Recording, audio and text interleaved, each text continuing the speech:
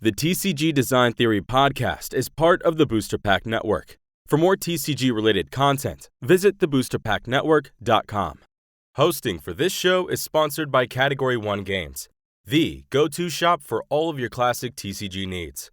Find your favorites or discover something new at category1games.com.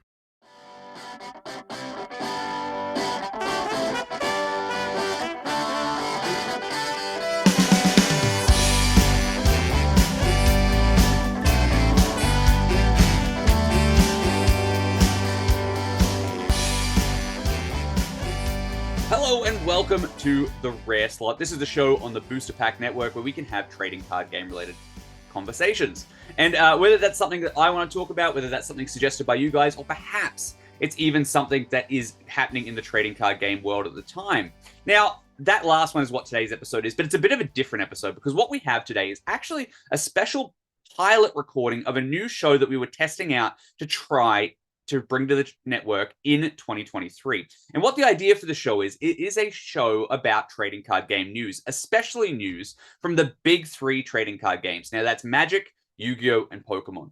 And now what I've done is I've assembled a panel of people who are passionate players of those three games individually from my local game store, which is EM Cards and Collectibles here on Prince Edward Island, Canada. And they sit down and share the news from their respective games to me.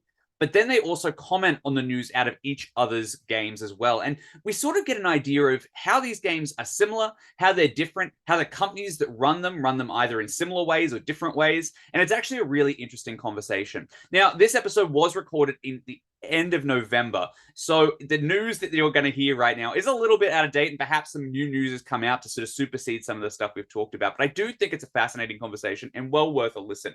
Now, it was a pilot record, so the video I recorded for it didn't really go as well as I'd hoped, so I've cut that. This is audio only. And again, unfortunately, because of the new space I was working in, the audio isn't as good as I would like it to be either, but it's definitely listenable. So I do encourage you to stick it out and check it out. And then also share with me your feedback on what you think about this new format. If you have any suggestions for things that we could be doing differently, or even a name which we haven't quite locked in yet, I would love to hear it. So check this out. By all means, let me know what you think via social media or by the comments on YouTube or wherever you can get to me, or the Booster Pack Network in general. And I would love to hear all about it. All right, that's about it. Enjoy this episode, and please enjoy your holidays and your new year. And we'll catch you. We're going to take a couple of weeks off. We'll catch you towards the middle or late of January with new episodes of some of those shows that we've already been running. And perhaps by the time February rolls around, this new show as well. Again, love to hear your title suggestions if you have any. But until then, keep shuffling. Hello there, my name is Rands, and this is a brand new show to the Booster Pack Network. It's all about news, opinions, and views for trading card games, and especially the big three. That means Magic, Yu-Gi-Oh, and Pokemon. Today we're going to be discussing all of the latest news coming out of the world of trading card games, especially those big three. So let's jump into it. I'll break down what we're going to be doing here today. So today I am going to be asking these three fellows a question. They are all experts on respective games. I've gathered them up at my local game store here, and by all means they are the absolute pinnacle of up to date with what's going on with each of their games. So I'm excited to learn what they know about these things coming out. As I've moved into my life as a content creator, it's become so hard to keep up with all the news of trading card games that are coming out. You know, as we all know, each one of these games is getting release after release after release, some worse than others. But obviously what's going to be happening is they're going to be filling me in on the latest and the greatest of what's going on with their individual games. So I want these guys to introduce themselves. What we're going to do is we're going to start with Nico, who is our Magic the Gathering expert. Nico, tell us all about yourself. I'm Nico. I am a Magic the Gathering expert. Heavy quotation marks. Yeah, big quotation marks there. Big quotation marks there. Been playing Magic for about 5 yees, 6 years. Love the game. Not a huge fan of the company, but love the game. This is going to get spicy. I've got a lot to say about what's been happening over the past month or so. All right. Excellent. Thank you very much, Nico. All right, so let me ask you a question then, Nico. What was your first Magic set? My first Magic set was Kaladesh. Which Kaladesh. Good one to start with. Some would say is when it all started going down the drain. It was the beginning of the end, was it? Yeah. Yeah, a little fun story. Yeah, go on. One of the first packs I ever opened, a Masterpiece Aether Vial was in it. Oh, okay. Traded that in for 4 Smuggler's Copters, which got banned within a week. Yeah, I was going to say, that didn't sound like a good trade. So for those who don't know, those Yes. Masterpieces were basically like super lottery rare cards, right? Yeah. We'll get into some lottery business in a second. We will. That's good. All right, so let's jump over this side. All right, Parker. Parker is our Yu-Gi-Oh! Representative on the panel. Tell us about yourself, Parker. How long you've been playing Yu-Gi-Oh! And all that sort of stuff. Hey everybody, my name is Parker. I've been playing Yu-Gi-Oh! For a little over a year now, so I'm kind of new to the expertness in the Yu-Gi-Oh! I started playing Dragon Ball like years ago, and that's what really got me into card games. But I've been into Yu-Gi-Oh! Since I was a kid. I watched the anime and was super into it back then. I remember pulling my first secret rare in Yu-Gi-Oh! And I was so pumped about it. I thought I was the coolest kid on the playground.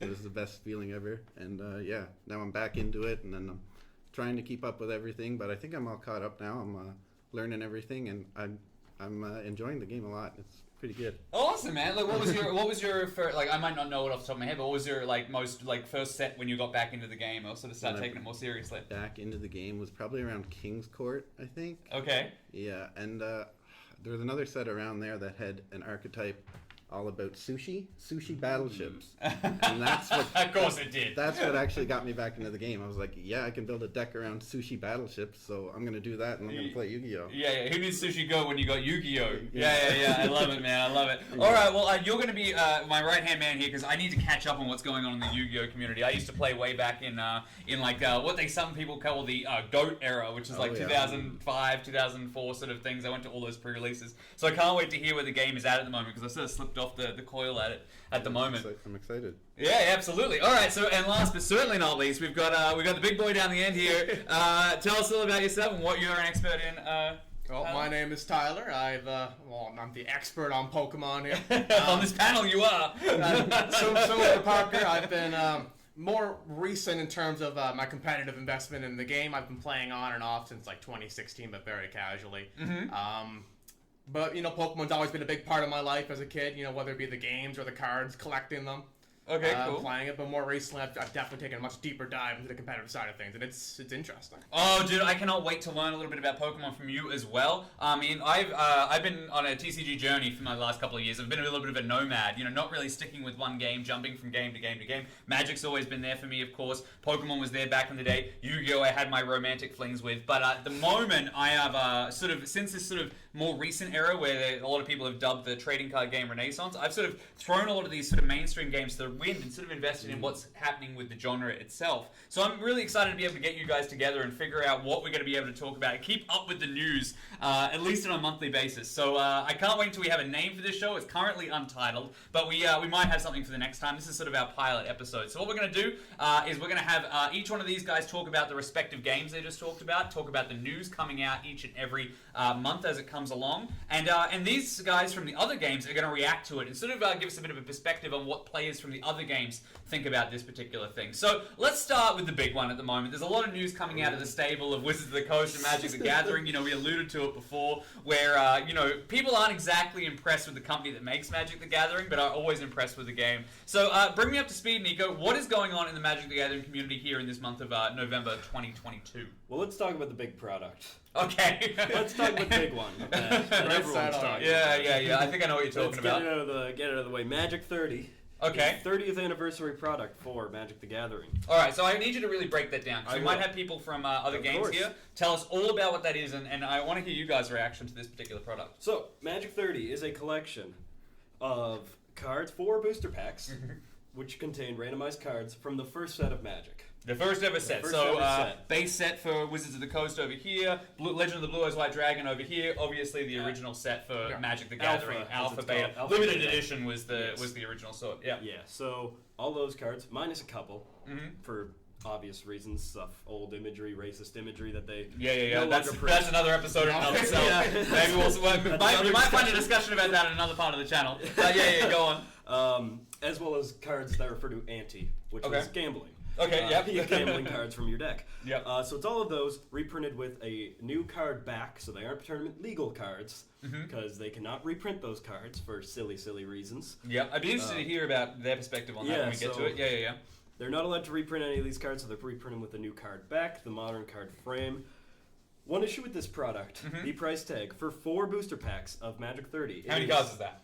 That would be 60 cards. 60 cards? 15 cards a pack. Okay, cards. so this is a price of 60 cards 60 pieces of that are cardboard. recently printed. Yep, Yes. all right, go on.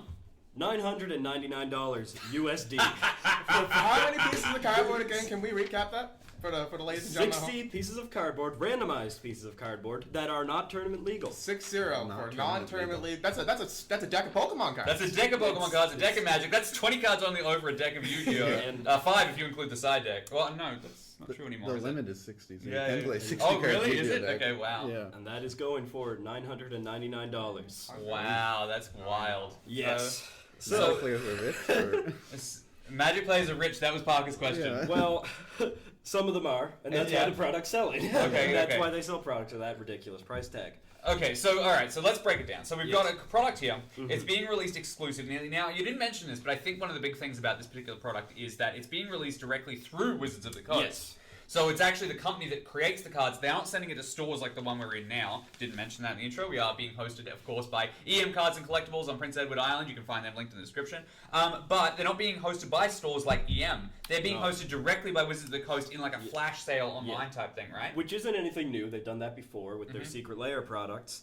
However, they are sending one to every store, which I think a lot of stores don't want to sell it because don't want to sell it in store because it is so ridiculously expensive and it's not a product that a lot of people want. So why do you think they're sending it to stores then? I'm not sure. Like a peace offering, maybe? Just like, we Maybe. know we're fucking around, Yeah. we're screwing around, we're circumventing you. Yeah. Here's a peace offering, have one little piece of our pie. It kind of feels like that. Fucking A. Alright. It's something, yeah. Okay. Yeah. So- Another person they're sending it to, another group of people they're sending it to are YouTubers to open. Oh, Okay. yeah, I've heard about this controversy. You guys might have to have an opinion on this. Tell us about what's going on. You break it down for the audience, what's going on. They aren't sending them to Magic YouTubers. Oh, lovely. Okay. They're sending them to other trading card game YouTubers to open and build hype for it. Like Pokemon and Yu-Gi-Oh? Like Pokemon and Yu-Gi-Oh! Wait, so not a single one to any Magic I don't players believe that so. you're aware of? I have not heard of it. The only instance I've heard of them be actually sharing it with the community is obviously at their Magic 30 event, which was a highly ticketed event, and then there's also a couple of high-profile sort of celebrities who enjoy Magic that they've also sent it Yes. to, but not people who actually built their careers and their time and their user base on Magic itself. No. They've sent it to a lot of people who do not really know what the product is. So that would be like over here, like, obviously Pokemon and Yu-Gi-Oh! Have sets that come out in Japan first. That'd be like an exclusive Except for set Pokemon, coming out. that is almost all the sets. Yeah, exactly. By the way, Wizards of the Coast, I don't play Magic that much. You should send me that, please, for free. All right, your first day as a content creator for Pokemon, and you're right on top of it, dude. That $1,999 value, why not? Okay, so that's what they're doing. So that's pretty heavy. Have you guys seen any sort of pushback about the content creators in your spheres that have sort of opened these packs or anything like that? I saw one of the guys who did one of the openings already did an apology video for it. Oh my god, how often do you have to apologize for a sponsorship? I Jesus know. Christ. Yeah. I saw quite a few of the comments on that video, and Yeah, lots of tacos. Yeah. Yeah. The Pokemon players that I typically follow, I honestly hadn't heard about this. So I'm not sure if they just made a good judgment call or they never received it, but Yeah. that is an interesting decision to say the Knowing least. Wizards My of the God. Coast, they very well could have just not received it. Yeah. It could have gotten lost in the mail. Well, I mean, my obviously Pokemon has one of the biggest YouTubers as far as luxury cardboard, as some people put it, and that is Leonhardt, and he's actually come out and said that he was actually approached by Wizards of the Coast to open one of these on his channel, to which he denied after he figured out that there was a bit of community unrest about it. So you keep your Pokemon boy keeping it good, man. Yeah. Now, I do want to touch on a couple positives this. Okay. Yeah. Fire away. It makes me feel a lot better about spending like $12 on a pack. Yeah, I mean that feels like a steal by comparison. $12 on a Yeah, because pack, what are we like right? $250 per pack because you get 4 in a $1,000 pack. Yeah, that's not counting tax and shipping and everything. Yeah, of course. As well, Yeah. Which costs more and more the further away you live from. That's still crazy. $12 for a pack. I can go buy a pack of Pokemon for half. I can get 2 packs for that. At least you can use it in tournaments. Well, that's the other thing as well. And you can use a pack of tournament. You can actually use the game pieces for the game that they actually are made which for. wild. Which I am in full support of proxies and unofficial cards. I think that all that stuff's great, but it's a little silly to be selling cards that expensive that you can print at any library. Yeah. So this is a different conversation altogether. Is proxying able to be legally played? I mean, obviously we're at a really unique point in the history of trading card games right now with Magic 30 product, and it's starting to bleed into these, the Pokemon and the Yu-Gi-Oh world of it all. It's absolutely crazy. So just give us a bit of a summary. Obviously the community is upset about it. They've actually gone after Yu-Gi-Oh YouTubers because they were promoting the product as something that was a viable thing that you could just buy. Tell me a little bit more about like what the community reaction has been on that. Negative.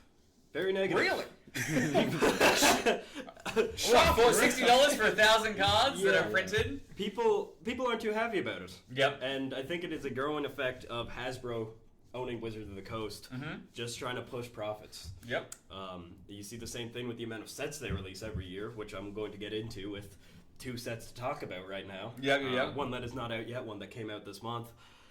It is very much a cash grab. Yeah. This guy over here is the Pokemon guy sitting here going, thank God WotC got rid of that fucking way back in 2003. He's like, holy shit, I don't want to be buying $7,000 Charizard cards for a base set. This guy's enjoying generations. I'll pop like celebrations to get a pack of reprints. Yeah, exactly. So that's the other thing as well. So here's the other thing, right? Let's talk about this.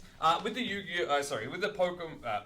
With Pokemon and Yu-Gi-Oh, both of those games sort of freely reprint some of their best cards. Yes. Magic has never done that because what happened is obviously reserve lists. Some people may have heard of that. It's a special list of cards where they don't get reprinted. But this is the first time they're reprinting cards from that specific reserved list. Not exactly, because they sold a very similar product way back in the day, where it was the entire set of Alpha. Only difference was they were square cornered cards. Right.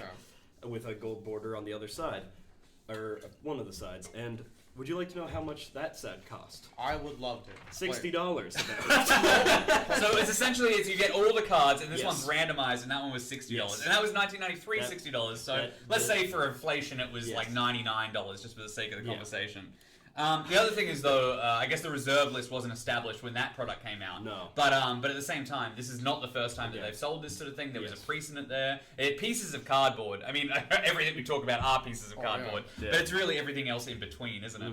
Yeah, it is. It is quite the ridiculous thing. All right. Well, let's throw it down this end then. All right. So Parker, Tyler, tell me if Pokemon Company or Konami were to bring out a set and they would like to say you can open this set and it's got all the cards from base set in it, it's got all the cards from Legend of the Blue Eyes White Dragon in it, it's 4 packs and you get $1,000, how do you think your community would react? Similarly or different? I would think fairly similarly. Just a little bit, People would be a little upset. Especially since celebrations and all that was not, they do that kind of stuff all the time. Yeah, absolutely.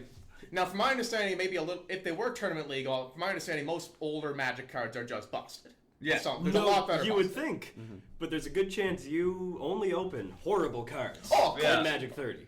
There are a couple very strong cards in Alpha and Beta, but a good majority of the rares in that set are terrible cards.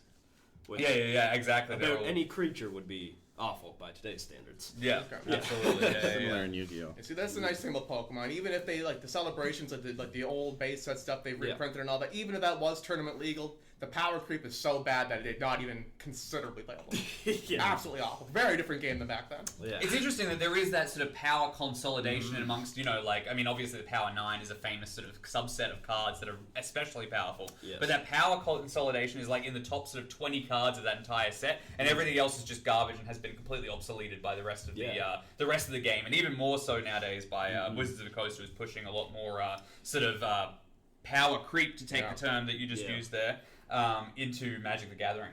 It is quite the thing. I've seen some openings of it. I watched a couple where people open nothing good. Yeah, absolutely. They open artifacts that do damn near nothing. Can you imagine Sometimes literally. Yes. you drop $1,000 for 60 cards, you don't even get a card that even looks good. Exactly. You get nothing. It can Yeah. happen. That's insanity. Yeah. Well, I'll also add too, the old artwork is very interesting for Magic. It does not look as good on the new card frame.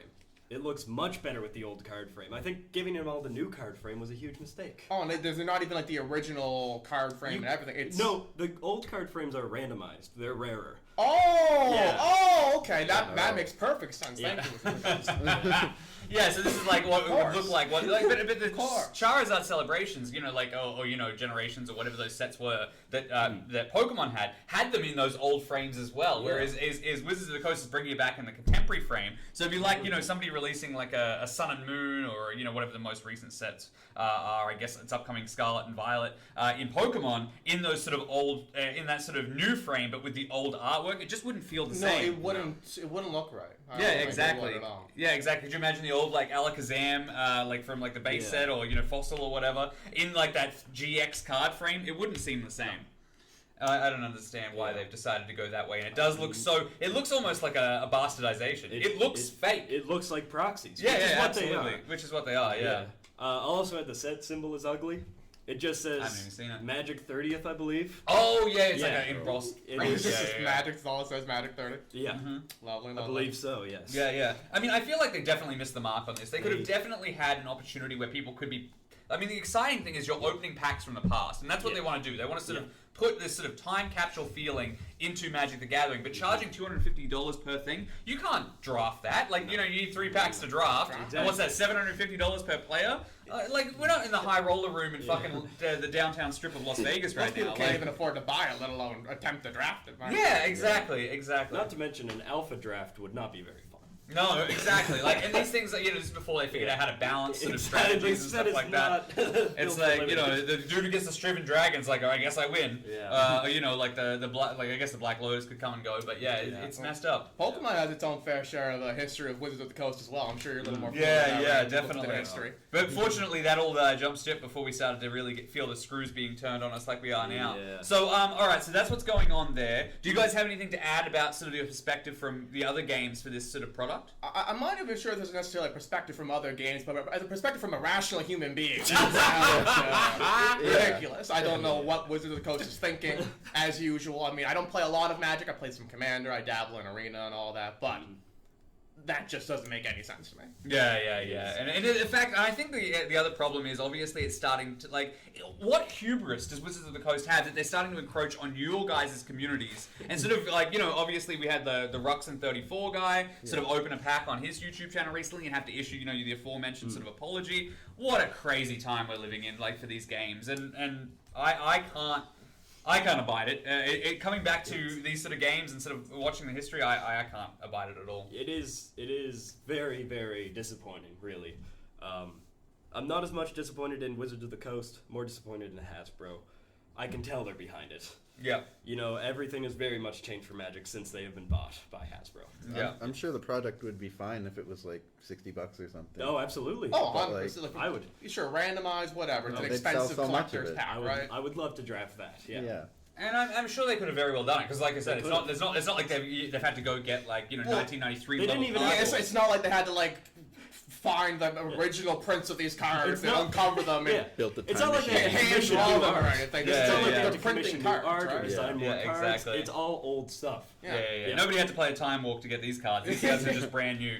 I'm absolutely frustrated by the product. I think it could have been a great celebration if they just let it get out. It's non-tournament legal. Just do a special set that's the 4 packs for $60. I mean, I guess it's even $15. That's $1 a card, right? Yeah. So you could just be like, all right, well, this is what the value is. Obviously, one of the things about Wizards of the Coast, even way back to the Pokemon days, they've always said that they're not aware of the secondary market, and this pricing for that obviously makes them think that this is going to be equivalent of the secondary market for some of those old cards. Yeah. It is a disappointing thing to see from a company that has done a ton of good in the past and continues to do good in other areas, Which but I I'm will really get to. disappointed. Yeah. Yeah. So obviously Magic 30, divisive as all hell, Yes. starting to trickle into other sort of trading card games as well. First time in history, this is a great time to start a conversation about all of those games together. So tell us a little bit more. What else is going on with Wizards of the Coast and Magic the Gathering in the recent months? Well, let's touch on something a bit more positive. The new premiere set, Brothers War, is incredible in my opinion. Okay. So the Brothers War is an ancient piece of Magic lore going way back. It's kind of kickstarted a lot of future things. And the current lore is kind of a reflection of what's going on in the past with the Phyrexians attacking Dominaria. I'm not going to get too deep into lore, but this story is a bit of a time travel story of one of the main characters going back to observe time, watch what they did in order to see what they can do now. Okay. Which does not go as planned, as all time travel stories go, and he ends up lost in time at the end. And I do like that about the Magic sets. Is like they try to incorporate a bit of a story or theme to it like that. Pokemon, for the most part, is here are cards that are from Japan, but we can only fit this many into the print. Our Japanese masters told us what to do. Exactly. This is what we got. The premiere sets all follow the same story, and right now we're kind of in a big build-up to what's coming next, with the big return to Phyrexia, and then March of the Machines, which is going to be a bit of a big planar crossover event. Narratively, of course. Yes, narratively. The product is incredible. A lot of great mechanics. The prototype mechanics is really cool. Just so many cool cards, cool pieces of old lore, a lot of stories that they wrote for this set that take place in the past and the future. Really interesting stuff. I'm glad they didn't paint Urza as just a hero, because he's one of Magic's main characters. He's one of the legendary characters. He's from one of the most legendary characters of Magic, who is often the protagonist in the old stories, but is also not a great guy, and kind of ruined things on Dominaria, just as much as his brother did. Okay. So we are getting a little bit deep there, but I do love the fact that because they've sort of interwoven this sort of time travel story with their anniversary, it's cool for people who have come back for the years and stuff like that, and that feels like an appropriate way to celebrate an anniversary compared to where we were talking about before. It's a much better way to celebrate the exactly. Make what was old new again, rather than make what is old try to be new again, but not the same. And with the visit to Dominaria that we got in the last set, as well as this one, it does feel like a very much return to where Magic began, because Magic began on the plane of Dominaria. So at the time of this recording, is that set out yet? It is out. It is out, and everyone, generally speaking, like the Magic community's happy with it? I think generally people like it, yeah. Okay, cool. People like the main cards in the set. Now, set boosters. The special type of boosters that aren't meant for drafting, they contain different types of cards. They have a couple... I wanted to stop you there, because what I want to do is I want to throw it to these two guys, because you just mentioned set boosters. So this is something I'm not sure if is happening in your game, but essentially what's happening is Wizards of the Coast has started to release different qualifications of boosters. So you've got your regular booster that contains, it's called a draft booster, and it contains, your 7 commons, 3 uncommons, and then, or whatever it is, 10 commons. 10 commons. 3 uncommons, 1 rare, 1 and 1 basic hollow. land. One basic land. Yeah, that's right. Okay. 4 can be any. So what they've started to do then is they started to introduce new types of booster packs, right? And what those booster packs contain are like an opportunity in different slots to get more rares. They've got different suites of commons. Sometimes cards that you get in the pack are interconnected thematically. Have your guys' games ever started doing something like that? Have you guys just got, like, if you are a Pokemon player and you want to get into Pokemon or Yu-Gi-Oh, is there just one booster pack, or is there multiple booster packs to try and look for? Per set, there's basically just the one booster pack, for sure. What about you? What about in Yu-Gi-Oh, Parker? Yeah, it'd be just the one booster pack per set, but it's like each set would be different in what you're getting. Like, exactly. Some of them would have like all ultra rares or something like that, and some of them would have like all rares except for like one.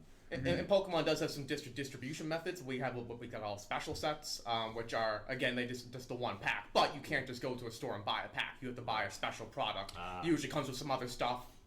Sell it a little bit more, and it comes with a set amount of packs. Like Celebrations was like that. You couldn't just go buy Celebrations packs. Or Pokemon Go, more recently, you couldn't just buy Pokemon Go packs. You had to buy Pokemon Go products that came with the packs. They're like box sets that came with multiple packs. Exactly, like a box that came with a couple packs and some, maybe like a pin or something, right? Now, I find that interesting because that seems to be more akin to what's going on with this Magic 30 thing. Because you can't just buy a Magic 30 booster pack. Yeah. You can't just buy $250 worth. You've got to buy the box that's got the 4 in it, and they're all randomized. Right. So it's interesting that there is a slim connection between those two. Pokemon's been doing that for years, but it doesn't cost $900. No. Yu-Gi-Oh used to have that, but they discontinued it. They don't do that. Yeah, right. Okay. Interesting. Okay. So anyway, with the Brothers War, with the set boosters, you have a collection of artifact cards ranging from uncommon, rare, and mythic rare. that are old reprints of old cards that you can get the original art for, or a version of the art that kind of looks like blueprints of the artifact, right? And they're randomly in booster packs. Sometimes they're foil. And they are a really nice touch because they are all mostly like good played cards that people want. Low in the price of them too. Most of them aren't that expensive, especially some of the uncommon and rare ones, right? One thing is though that there is a lottery version of these cards. They are serialized with the number. There's 500 of each of them. Okay, all right, this is where I want to throw to you guys. This is why I do this show, because this is a fucking fascinating thing. All right, so serialized, you guys both know what that means? Yeah.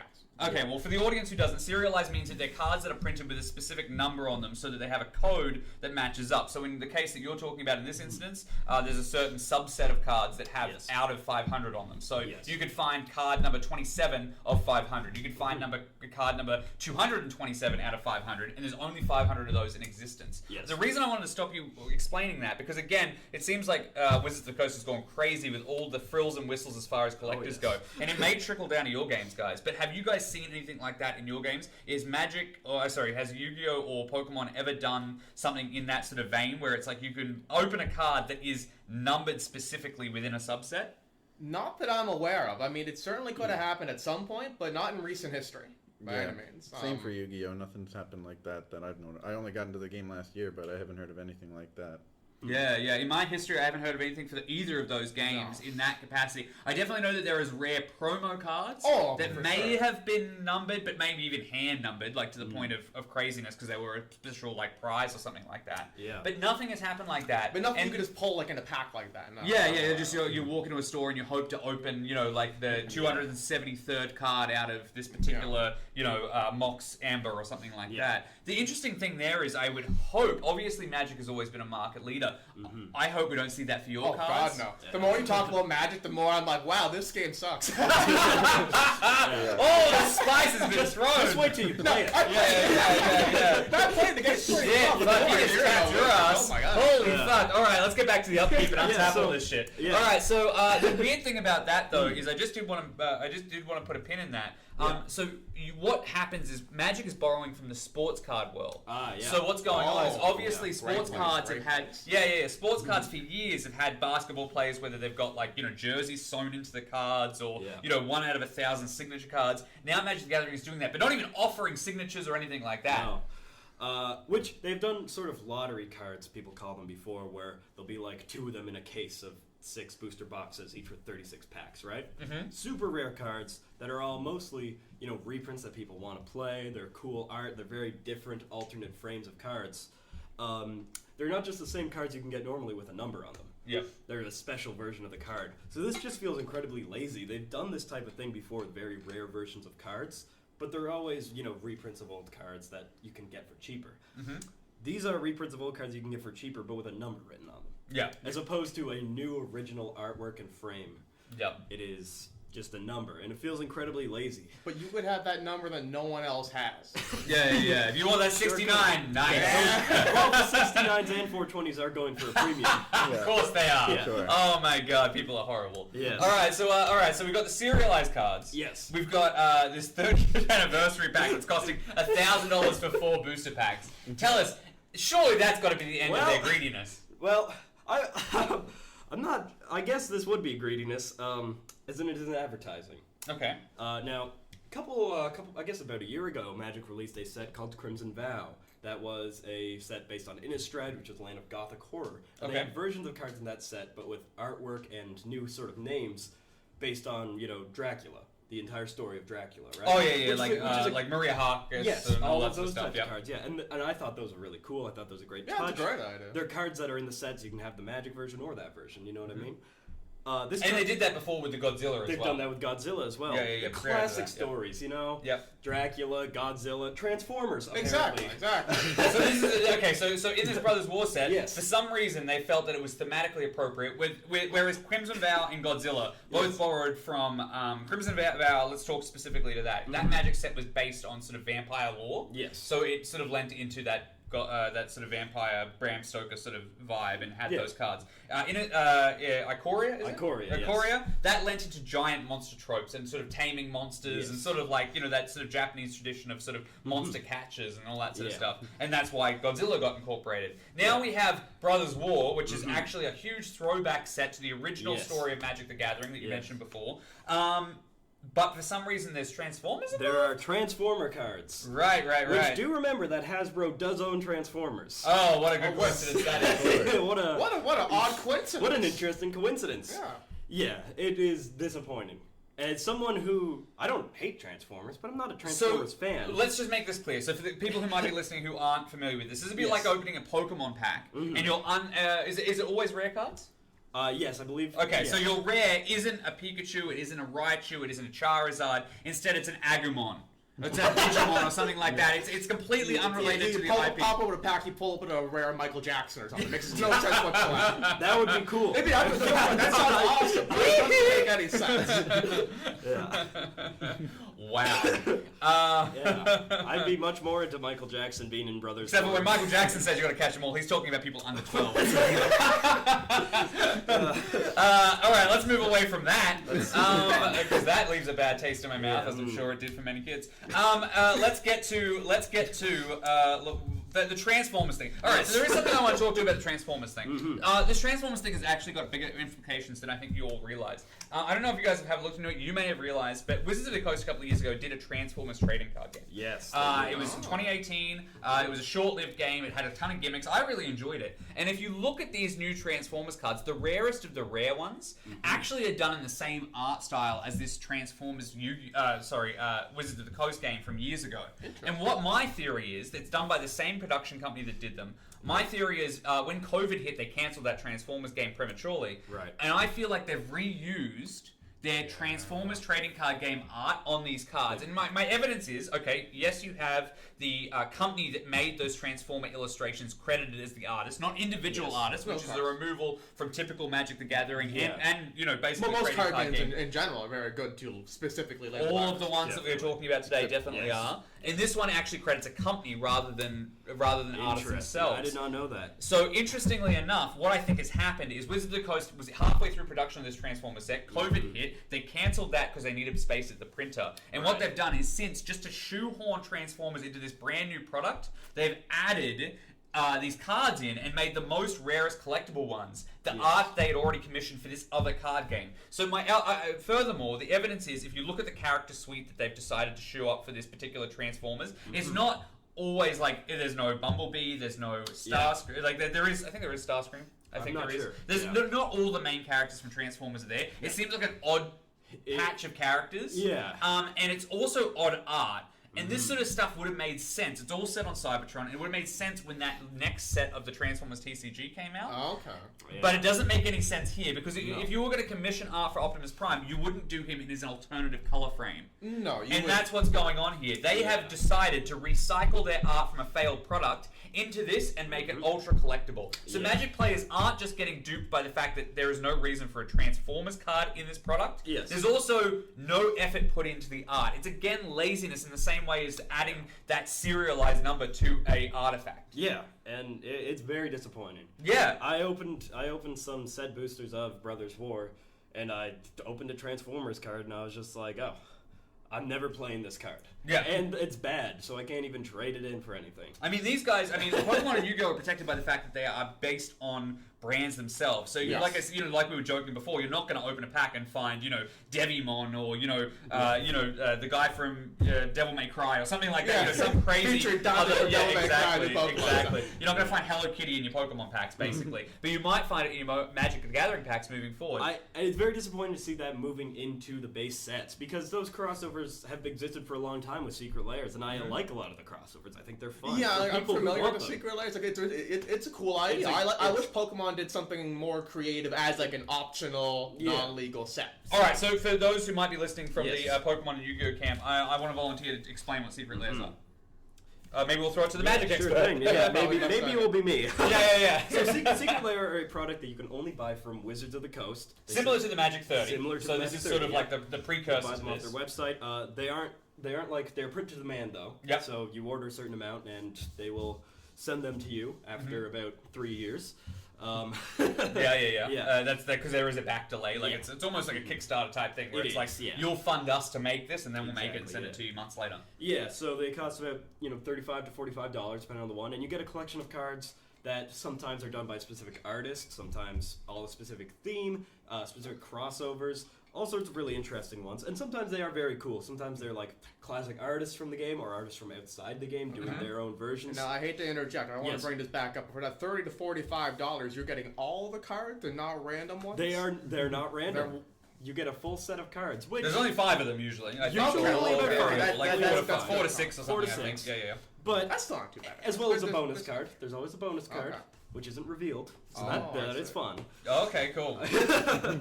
And they come in foil and non-foil, so you get that choice, which is nice because some people prefer one over the other. Yeah. And they've done these crossovers before, right?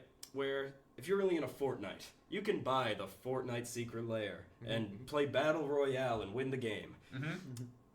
If that was in a normal set, though, if you don't care about Fortnite, that'd be pretty disappointing.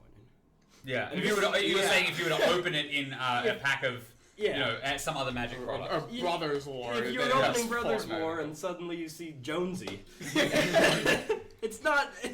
It doesn't feel right, and that's how I feel about the Transformers. If this was a Secret Lair product, great idea, awesome. For anyone who's into Transformers to buy those cards, that's awesome. Yeah. Like I said, I think it's shoehorned in, man. Like It is. the art from the super rare cards, I think is taken from the original Transformers game, and the other art for the non-super rare cards are taken from the TV show screenshots. I know, It's just a lazy. It was an It is. afterthought. I think it Yeah. was an afterthought. I think it was thrown in there just to test the waters, and I hate it. Yeah, me too. Now that you mentioned that, like, I always, like, when I first started hearing about, like, the Transformers company, that's a really interesting choice. Like, I know It is. Hasbro and all that, but, Yeah. like, why now? Like, the Transformers movies aren't really a thing in the media anymore. What was the last Transformers movie? I don't even know. Bumblebee. Yeah, I don't even know Like when from that... 2018 or something. Yeah, I don't know when it was. Yeah. Exactly. And even at that point, I don't think people really were talking about Transformers at that point. Just, like, an interesting time to do it out of nowhere. And that really... Yeah. I mean, It's a disappointing explanation, but it's an explanation it's that an makes a lot of explanation. To sense. their credit, at the point of the time of this recording, they are fetching some decent dough for Some of them. them are. But that might lead you to the next point about how Magic seems to be refocused on the idea of financial value in their booster boxes, despite denying the fact that they pay any attention to it. Exactly. Yeah. It's just very disappointing. What isn't as disappointing, though, Okay. in my opinion, Okay. it disappoints some people, and I find that very funny. It's okay. Is the new Jumpstart set. They did Jumpstart a few years ago, and it was a very big success. So, okay, this is a great opportunity Yeah. to throw to these guys about what Jumpstart actually is. So- So, I think it's a unique product that It I is think very- would actually benefit in these games Yeah. as well. So Jumpstart is a product where you can buy a pack of it. I believe they're about $8, and you get 20 cards, including basic lands, as well as cards to play in a deck. And the idea is you buy 2 of them, shuffle together, and play against someone else, right? Interesting. So you get 2 different strategies kind of mixed together. Sometimes they work together, sometimes they don't. That's part of the fun, right? And they always have valuable reprints in them too. So they're doing Jumpstart 2022, another Jumpstart. Okay. Well, before we get into that, let's Yes. throw it to you guys. Yeah, Is there anything like that exists in the sphere of your games? The closest Pokemon really has to that is for pre-release. There is a preset pre-release box you will buy. It comes with one of, depending on the set. I think the most recent one for Silver Tempest, there was 3 pre-made decks of 40 cards in it. And there might be of different types, psychic types or fire Exactly, types or right. something So the like most that, yeah. recent one had like a Sunflora grass deck. There was one that was based on a Gardevoir, whatever, right? But it comes with these 40 cards, and each box also comes with, I believe, an additional 3 or 4 packs. And the idea is you take that deck, you crack those packs, and you just add them in. It's a 40 card format. It's less prizing, but you kind of just mash some packs into a pre-made, like, much weaker deck. Okay, Parker, anything from Yu-Gi-Oh! In the sort of similar vein? Not really that I can think of. I haven't done any events like that around here. No, like, pre-release stuff in Yu-Gi-Oh! Yeah, anyway. so I think, okay, so you've obviously got the pre-release packs. The closest thing is that I can think of for Yu-Gi-Oh! Is they have those, like, Rush dual sets where it's like, oh, this is like Yugi theme or, Kaiba theme or whatever. And they're not made to be shuffled together, but they're like 20-card micro decks that sort of, you could sort of play independently. And it's as if those decks got shuffled together and you're like, all right, I'm half Yugi, half Kaiba type thing or whatever. And it's so weird. I think that this model is a really good way to sort of introduce people to card games. Yeah. You get 2 half decks. You sort of get the agency of choice, but you don't have to get weighted down with the deck building choice. It's not every card. Yeah. Yeah, I've done Jumpstart a few times. I think it's a fantastic fantastic format especially for like newer players. It's great. Yeah. Well, I mean, it's all based on a board game called Jumpstart, right? Not Jumpstart. Sorry. It is called Smasher. Yeah. So, and it's the same idea, but you're basically doing that in this sort of instance. So that's Jumpstart. Tell me about. This is the second time they've done a product like this. Yes. Well, that's not true because they have done it for the past 2 premiere sets, Dominator United and Brothers War, both of which are awful Jumpstarts because they contain 10 different deck themes. Right. Whereas the original one would contain what, 50 or something? It was 50. Yeah. Up to that. But the new Jumpstart 22, is looking very promising. It's sort of a return to Jumpstart the way people like it. Okay. With an interesting twist. Okay. Anime artwork on some of the cards. But anime tied to any specific anime itself? No, anime renditions of Magic scenes and Magic characters, which I think is a fun idea for a product that doesn't really have a story. Mm-hmm. It's not part of another world. It's kind of just a collection of Magic cards with an anime art style. That explains why they're sending those Magic 30 packs to Yu-Gi-Oh players. Trying to get it. Yeah, exactly. It's like, hey, now we've got an opportunity to sort of get the weeb in here. Exactly. And I more so bring it up because I find it very funny, because of course people are going to be angry at anime artwork. Mm-hmm. I just find it funny that, the old version of this card is an old angry pirate ghost. And now it's an anime girl with a pirate hat. I think... It feels like Magic the Gathering for many years felt like it was a cohesive world that it could sort of play on. And it feels like in more recent times, Magic the Gathering and sort of has sort of embraced this sort of like, well, we can be whatever we want because we're not really anything. Exactly. You know, you've got Transformers, you've got anime girls, you've got Fortnite players and stuff like that. You've got Street Fighter characters all mixed in together. I don't know. I don't love it. What I love about it, though, is that it is all Magic art. It all is Magic characters. Original characters, right. It is part of the Magic world. It's just done in a different art style, which we have seen a lot of different art styles that all take place in the Magic world. It kind of feels like an extension of that. Yeah. Which is what I enjoy about it. I think it's cool to have anime Karn when you can have normal Karn, too, and they're the same character. I find it quite fun how angry some Magic boomers are at it. Because at the end of the day, they're all very ridiculous. Do you feel like it would be something that's more at home in a Secret Lair product, or do you feel like because it's a randomized thing and it's a little bit more, you know what you get when you go in? I think in a story with in a set with an actual story and in a set with an actual theme, it would be a little disappointing. Mm-hmm. But Jumpstart is just random cards. Okay. It's random reprints. All right. And a couple new cards. Yeah. So it makes sense in this type of product, I think. Okay. Yeah, I mean, I would love to see the Jumpstart model implemented in your guys' games, like whether it's Pokemon or... I mean, I've tried it a couple times before. I definitely think you could do something that would... Yeah. You have like a ghost theme half deck or something for Pokemon, or you could have sushi ships or something like that. Right? Just take the theme deck, cut it in half. Yeah, exactly. Make them less terrible. One thing I will note about Jumpstart, though, is that spoiler season has started... It started before Brothers War had even come out. Right, so this is more criticism on the pace of products. The pace of product is ridiculous in Magic the Gathering. Yeah, we alluded to it before. I feel like every week there's a new set. Yep. You check the Magic subreddit, it's no longer people talking about the metagame or anything. It's just spoilers. It's just like, all right, what's going on now? Here's the new cards. Well, I mean, from what I've heard so far about Magic, I'm already overwhelmed. I heard absolutely nothing about the actual game. I'm more for like, well, I have all these notes about Pokemon. I'm like, well, that's not even half as interesting. I somehow get more overwhelmed thinking about the game than playing it. Yeah, and I think that's a fair criticism, I think, in the general sort of scope of things. It feels like the community is getting sort of wallet fatigue, burnout from products. Definitely. You know, I mean, the criticism I've heard is, we as players hate the sort of fact that we don't actually even get to enjoy this set being out and mingling with other cards before another set is on the horizon. And it's very disappointing how quickly things move on, because I think every premiere set they've done has a lot of good ideas. The premiere sets are the main story sets. There's about 4 of them a year. I think they've all been incredible recently. I think the story is moving in a really good way. They're full of fun and interesting cards and mechanics and characters, but they just don't stick around for long enough. Yeah. You know what I mean? Brothers War is a great set, and we're already moving into Jumpstart Anime Edition. By the time that's out, I'm sure there'll be another set. Oh my god! Like, I mean, and by the time I'm sure we're talking about this on like the 27th of November. Tomorrow, that Magic 30 goes live. We're like at a specific point, because I think the conversation with the community is all about like, is this going to be a big success or not? Everybody's expecting it to be. So we're sort of in this sort of middle ground at the moment. Well before you guys ended up seeing this episode. So Magic seems like it's got some heat going on. It has a little little bit of heat going on. Yeah. This little rundown took a little bit longer than I thought. Yeah. All right, so what we're going to do is we're going to throw from Magic. We're going to throw it over to Parker here. He's going to tell us a little bit about what's going on in the world of Yu-Gi-Oh! At the moment. So obviously at the moment we've got new sets coming out for Yu-Gi-Oh! Tell us, we already spoke about your YouTuber who had a little bit of spiciness come at him from the Magic community for opening up one of these controversial booster, special sets. Yeah. Tell us about what's going on in the world of Yu-Gi-Oh! Parker. So we've had a good amount of sets lately. We've had four in the past 2 months. Is that unusual for the usual pace of how things are released? Well, it usually will go dry for a couple months, and then they'll do set and set and set and set, and then they'll go dry for a bit, and then a bunch of sets again. But these ones have been pretty good. We got a main set called Darkwing Blast. It has a couple good archetypes in it. People are playing them a lot, actually. Are they new archetypes wholesale? Yeah. It never existed before? Yeah, and brand new archetypes.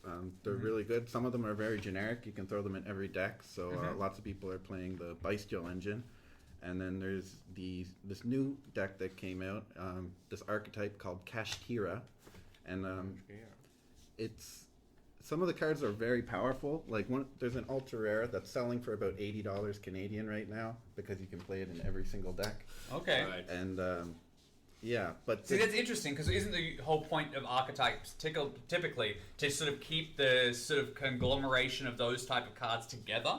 Yeah, but normally people will kind of pair an archetype with another archetype. Okay. And sounds like a good jumpstart idea. And one thing that Yu-Gi-Oh does that really bothers me is that they'll release an archetype and it's unplayable by itself. Right. You have to combine it with something, or else you can't even make a deck out of it. Oh shit. And then the next set that comes out will give it support so that you can actually play the deck by itself. It's an interesting choice. I don't understand why they do that. I want to know if anyone else does that because it makes me so mad. I mean, there's a couple instances of that type of thing happening in Magic. Yeah.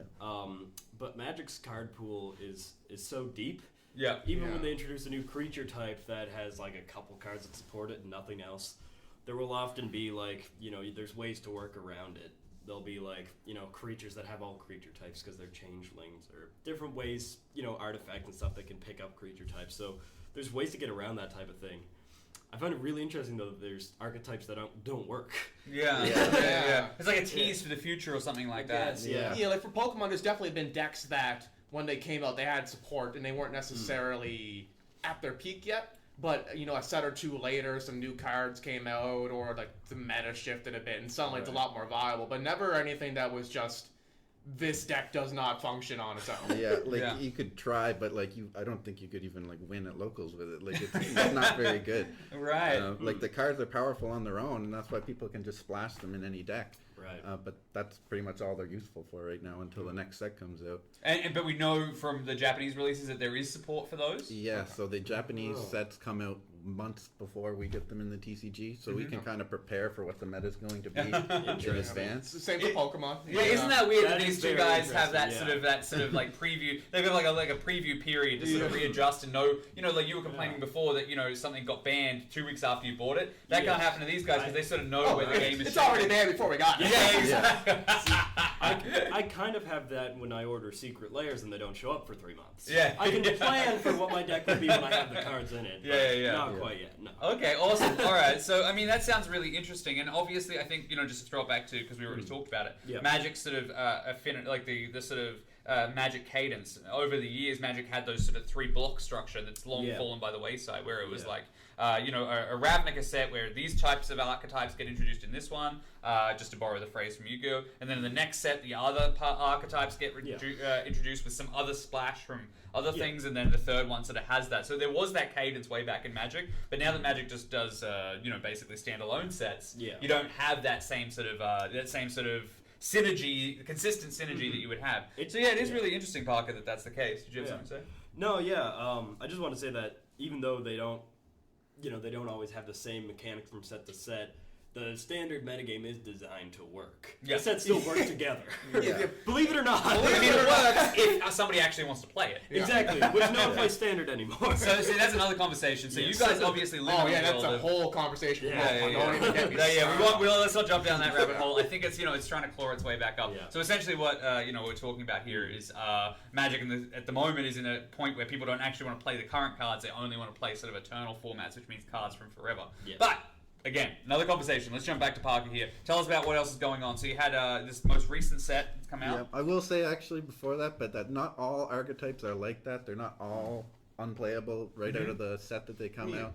Like the best deck that we have right now is Tearlaments, and it came out extremely powerful in the first set. It got some support that people play now, but like it was busted as soon as it came out. It was a shower, not a grower. Yeah, it's yeah, pretty much. Yeah. So, all right, what else is going on? So we've had a couple more sets. We've had some like side sets. Magnificent Mavens is one, and this set is really good actually. Everything is ultra rare, and then they have some god rares that are like the high rarity ones. That you can get. They're pretty rare. Whoa. Everything is ultra. How is something ultra rare if everything's ultra rare? Everything's ultra rare. What does that mean? It's just foiled and they say it's ultra rare, but it's like it's impacts like commons? It basically goes by the foiling of the card is how we call. Yeah. the, Okay. like, Right. Yeah. That denotes its rarity. Yeah. So they're like secret rares are like they have like the shiny white letters and they're like sparkly on the tech or on the art, and then an ultra rare would be like gold letters with like shiny. Is there like, an like actual sparkly. rarity difference between these? So, like, are ultra rares like weighted differently for packs that you're aware of or anything like Not that? that I'm Or is it aware just like, of. all right, the whole set is ultra rare, so there's 90 cards. Each one of those cards has an equal, except for the ghost rare or whatever you said it was, has an equal chance of showing up in a booster pack. Yeah, so you'll get it comes with 4 packs in it, and it actually comes with some sleeves too.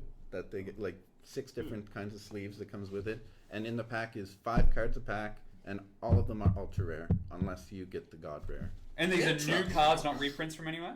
Oh, they are reprints. Okay, Some of them are new actually. Okay. Interesting. There's actually a new like it's kind of an archetype.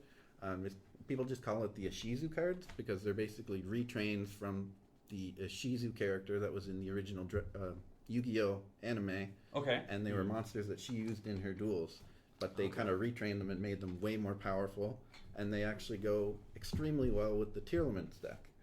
So people are playing them together, and they're dominating right now. Wow, okay. Cool. Don't tell Wizards of the Coast that you can do that. You know, put all rares in a single booster pack. Well, the idea of powering up old characters is something they've done before. Yep. You look at Aether Revolt, you have the card Kari Zev, who is a pirate who makes a monkey named Ragavan. Yep. Who was a funny little monkey, everyone thought, in Aether Revolt. Until they gave Ragavan his own card, and he became one of the most powerful cards in the modern format ever. A lot of those little monkeys. Yeah. Yeah, so I love seeing that through line between the two, obviously. You know, that there's these characters from the past that they've sort of pulled into the present and given it that sort of...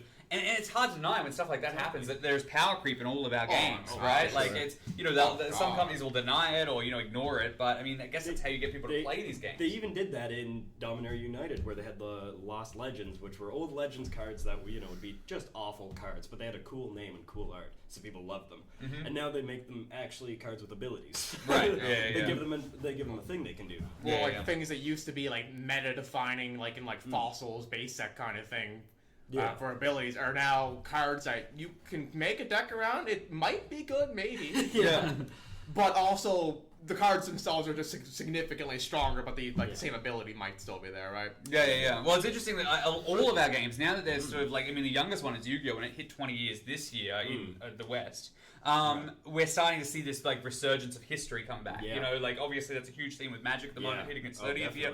Pokemon has been doing history since Celebrations and even before that. Yeah, Pokemon's always kind of dabbled in that. Like, for example, like an old card. I'm not sure if it was based on a very early set called Computer Search. Back then, that was whenever you could have 4 copies of Computer Search in your deck. You could play as many cards from your hand as you wanted each turn, as long as you could basically do it, right? Yeah. Other than energy. Yep. Computer Search was you ditched 2 cards from your hand and you tutored whatever you wanted. They did end up you could do that 4 times in one turn if you wanted. They ended up bringing Computer Search back, but they called it was they had A-Spec cards, and how A-Spec cards was you could only run 1 copy of one A-Spec in your entire deck. So people picked the Computer Search one and they had it free too. Yeah. Magic does that with their vintage format, where a lot of the most powerful cards are restricted. You can have 1 in your deck of Black Lotus or Ancestral Recall. So it's interesting that it's marked on the cards there. It's not marked on the cards here, but it's by the kind of... These were specifically reprints made for the newer set, right? Like they're labeled differently, new, not like similar art, but like they're not intended to be a full reprint. Yeah, more recent years have seen things like Prism Star, I think, to have a similar sort of thing. Well, like there's the Radiant cards right now. Yeah, it's one of You those. can have one Radiant in one copy of it in your deck. Does anything in Yu-Gi-Oh like that? Is there anything where it's like there's a specific restriction on a certain card that you can only have one in your deck or extra deck or whatever? No, everything just follows by the ban list. So if sometimes the ban list will have cards at 1 or have them at 2. Yeah, or like there's a banned bit at forbidden 8. and restricted and limited or whatever it is. Yeah, Okay. yeah. So Yeah. it's similar to Yeah. Yu-Gi-Oh there. I mean, sorry, Magic over there. Yu-Gi-Oh Yes. has that sort of similar ban list there. Interesting. All right, so let's get back to the news. What's going on? What else is going on? So the one thing I did want to bring up about the last set, Magnificent Mavens. If you notice, it's Magnificent Mavens. It's the set name that's printed on the card is Mama. So M-A-M-A? M-A-M-A. That's So, like Brothers War, which is bro. Yeah. I've seen that. I've seen like Magic, bro. Yeah, Sounds like a bunch of Magic, bro. frat boys fucking trying to single. Big, Yeah. big Yu-Gi-Oh mama over here. Get your Yeah, I Mama love it. cards. Yeah. That's hilarious. Yeah. So now another set that just came out was Battles of Legend. And these are all standard like booster sets, other than Yeah. the... So the Magnificent Mavens and the Battles of Legends are kind of side sets. And another thing that Yu-Gi-Oh does that bothers me is in their side sets they short print the rare reprints that they want. Like yeah. So but they're the same rarity level, but they are specifically short printed, so people need to chase them. Yes, exactly. But they're not an actual different rarity level depicted on the card. No. What the fuck? Don't tell Wizards about that. No, there's rumors. You either. Don't tell the Pokemon There's company about rumors that. that they already do that. Yeah. There is rumors about that. Yeah. Well, I mean, they double printed the dual lands. Anyway, there you go. So it's the opposite. Anyway, but go on. But yeah, this set is mostly like they have the reprints, and that's pretty much why people are buying it because all of the new cards for it are for like old archetype, kind of like nostalgia bait. Right. Like that's like one of the other ways they make money. It's like you either want the short printed rare cards or you want the nostalgia bait. So like everything. Like, whenever I see a Yu-Gi-Oh product, I can just tell, like, oh, this is thought about because of the money, not because of the players. That's always so fun. But, like, that's how it goes, but, yeah. Sorry, Parker. I'm not that familiar with Yu-Gi-Oh. It's there's no like rotating formats in Yu-Gi-Oh. No. It's like all eternal. It's all eternal. We get a Interesting. new ban list every couple of months. Oh yeah. I guess Yu-Gi-Oh is unique amongst the three games Yeah. to do that because it doesn't have a standard or It's kind of interesting. Magic people typically care about the older formats. Yu-Gi-Oh has one format, and Pokemon, if it's not standard, the Pokemon company doesn't even know it exists. Right. Yeah. Interesting. Yeah, exactly. Interesting. Well, by that point, they've got an extra whole number in their health point column or something like Oh, that. 'cause yeah, Power exactly. Creep It's like, oh, well, I it's mean, gone with all from this- 40 to 400. I mean, it wasn't that long ago that like 200 HP was a big stat line. Now that's like a basic. Yeah, That's pretty exactly. common. Exactly, at 200 HP Diglett. 320, 330 are not uncommon numbers ahead at the moment. All right, we're gonna throw it back to Parker. What else is going on in the world of Yu-Gi-Oh? Yeah, we got the new structure deck that came out. Okay. It's, I don't know, it's not that great. It's called Dark Lords, and it's kind of like more old cards again. They have some reprints of some decent cards, but like compared to the last structure deck we got, which had like some of the best like reprints that we've gotten in a while, we got like some really good hand traps and stuff. Yeah, it kind of feels a little underwhelming, but like there are some pretty good cards in it. It's just not as good as the last one. So this is interesting. Let's settle on that for a bit. So structure decks are like theme decks, like obviously from our games just playing Walker decks or like V decks or whatever that Pokemon has. Is there? And I actually don't know this question for the other games. In your case, Parker, does Yu-Gi-Oh have exclusive cards to those decks? So like if you wanted this rare or whatever you're talking about, did you have to buy the structure deck, or there is some way you can find it in the actual booster product? So the new structure decks that come out, they have like 5 or 6 brand new cards for the archetype that are just in that product. They won't get reprinted for a while, if they do get reprinted. But yeah, so like all the reprints, everything else is in common, but like the new cards that they print out are usually in ultra rares. Right, and that doesn't actually denote how hard they are to get. It's just the way that the their rarity. frame has been depicted. Yeah, like exactly. holographic or like shiny text or whatever like that. Yeah. Magic does have exclusive cards to their decks, mostly the Commander products. Yes. They'll Yes. sell Yes. a Yes. pre-constructed Okay. Commander deck, 100 cards, and there will be unique cards that are only in that deck. Interesting. Yeah. What about Pokemon? Pokemon historically, like a long time ago, used to do that. But recently, no. It's most of the theme decks they just kind of exist to hope that someone buys it. And we have the League Battle decks, which are fantastic for the most part. Well, let's just quickly take a second there to talk about Pokemon's theme decks, and we're going to get back to Yu-Gi-Oh in a second. But the interesting thing is, from my understanding, the way that they release decks here in the US, or in English at least, is different to the way they release decks in Japan. Like, you guys won't get that parallel product at that point. There's somebody English who is taking and synthesizing the card list from Japan and then making something wholly new out of it? I mean, the translations are fairly good, but for the most part, like, sets in general are, I have notes about that. We'll go over that during Pokemon. Okay, we'll go over that during Pokemon, yep. But roughly, like, Silver Tempest, our most recent set, was made up of two, like, Japan sets are smaller and more frequent. So our most recent set was made up of, like, I don't remember what Silver Tempest was made up of, but it was like 2.5 sets, and the next set we're getting out, the special set, is the other half of what we were supposed to get in Silver Tempest, plus a few other special sets they have in Japan. Interesting. Okay, cool. So we'll circle back to that when Pokemon comes up, but keep going, Parker. What else we got? Yeah, we get that in Yu-Gi-Oh! Too. Oh yeah, of course, because you guys do the same thing. You guys have to like sort of synthesize a set out of multiple Japanese sets. Because interestingly enough, and I might be wrong here, you guys might be able to correct me, but I think in the sort of the Western world, the cadence for a set release, like a major, like a premiere set or something like that, is every 3 months, basically. Like every 3 months or every 2 or 3 months. It was a set release. 2 to 3 months. But I think in Japan, there's a smaller set size, but they come out monthly. Is that right? I'm not sure if it's monthly, but I do know it's fairly frequently, and the sets are rather small. Interesting. Honestly, I prefer how Japan does it. It makes it easier to kind of just get what you need to. Yeah. Instead of trying to pull one card from this massive set of just junk, you can go and specifically go get like Incandescent Arcana or something that only has like the big pull card. I'm not sure what it is an Incandescent Arcana, but like if let's say like Lugia V-Star, it's a pretty big card right now. If you could go in Japan, find a set that has Lugia V-Star, and that's like a quarter of the amount of V's and rarity that you have to worry about. Yeah. So rather than having 15 big hits, you've only got 5 big hits to worry about when you're hunting that one. That's interesting. Yeah. I wonder. I mean, this is a conversation for another time, but I wonder if that would be a better model for some of these games we're talking about. But anyway, back to Parker. That'd be great because the OCG, like the Japanese version of the Yu-Gi-Oh, they seem to get sets that are like way easier to get the cards that you want. Yep. And they have the high rarity options. So if you want to like foil out your deck completely, you can. But like you can get everything for like the cheap versions too. But they don't have that in the TCG, like the English version? No, they'll try to rarity bump the good cards so that they're harder to get because you only get like 2 secret rares a box and like 4 ultra rares a box. So those cards will be like the more expensive ones because they'll jump everything up to secret rare, ultra rare. And they'll try to make money off of it. That's crazy. Wow. So here's our big tip to take away for this episode. If you want to save money on cardboard, learn how to read Japanese because these guys will tell you that it's way cheaper to get into games from there. Well, Pokemon surprisingly does a fairly good job of, like, for players at least, keeping the collector's market and the Pokemon market, or like the players' markets, separate as best they can. Typically. Like big pull cards for the players have alt arts, and the alt arts is what the collectors care about, right? Yeah. So they do make an attempt to mitigate that. Well, as Parker was saying, whether you want to bling out your deck in that sort of crazy style, you have that option. You can also make a one-time investment in a printer. Again, proxy with power, my friends. All right, so back to Parker. What else we got as news coming out of the stable of Yu-Gi-Oh? All right, so one of the old sets, it's called Power of the Elements. It came out this year. I think it was in about April.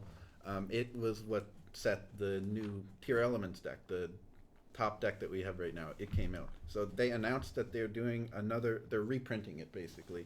So now one of the secret rares in that set, it's a field spell for the Tier Elements deck. It sells for like $90 right now, $100 a copy, and you need 3 for your deck. So just to play the archetype, it's minimum $300, and like I don't think much else is expensive, but just for that one card, it's kind of hard for people to get entry. It's a must-have for the deck. Yeah, it's a must-have, and it's the best deck. Like, it's one of the only decks you can actually play in like big tournaments right now because it's so powerful. Like complete Tier 0. Yeah. People are calling it, like, they're spelling it Tier 0, like tier, like a...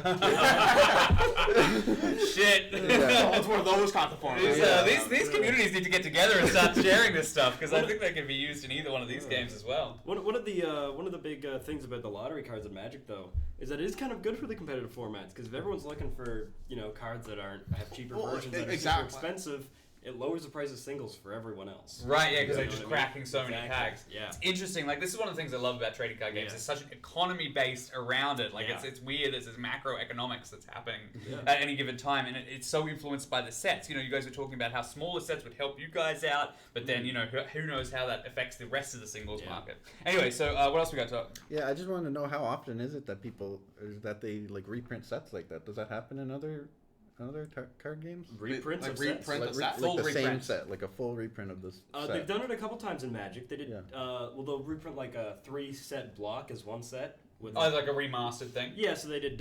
They did Time Spiral Remastered, which is a remaster of the Time Spiral block, which was from the 2000s, I believe. Then they're doing Dominaria Remastered, which is a reprint set of all cards that take place on the plane of Dominaria, throughout the 80 or whatever sets that take place on Dominaria. And they do other reprint products that are like just a bunch of good cards basically put together in a set.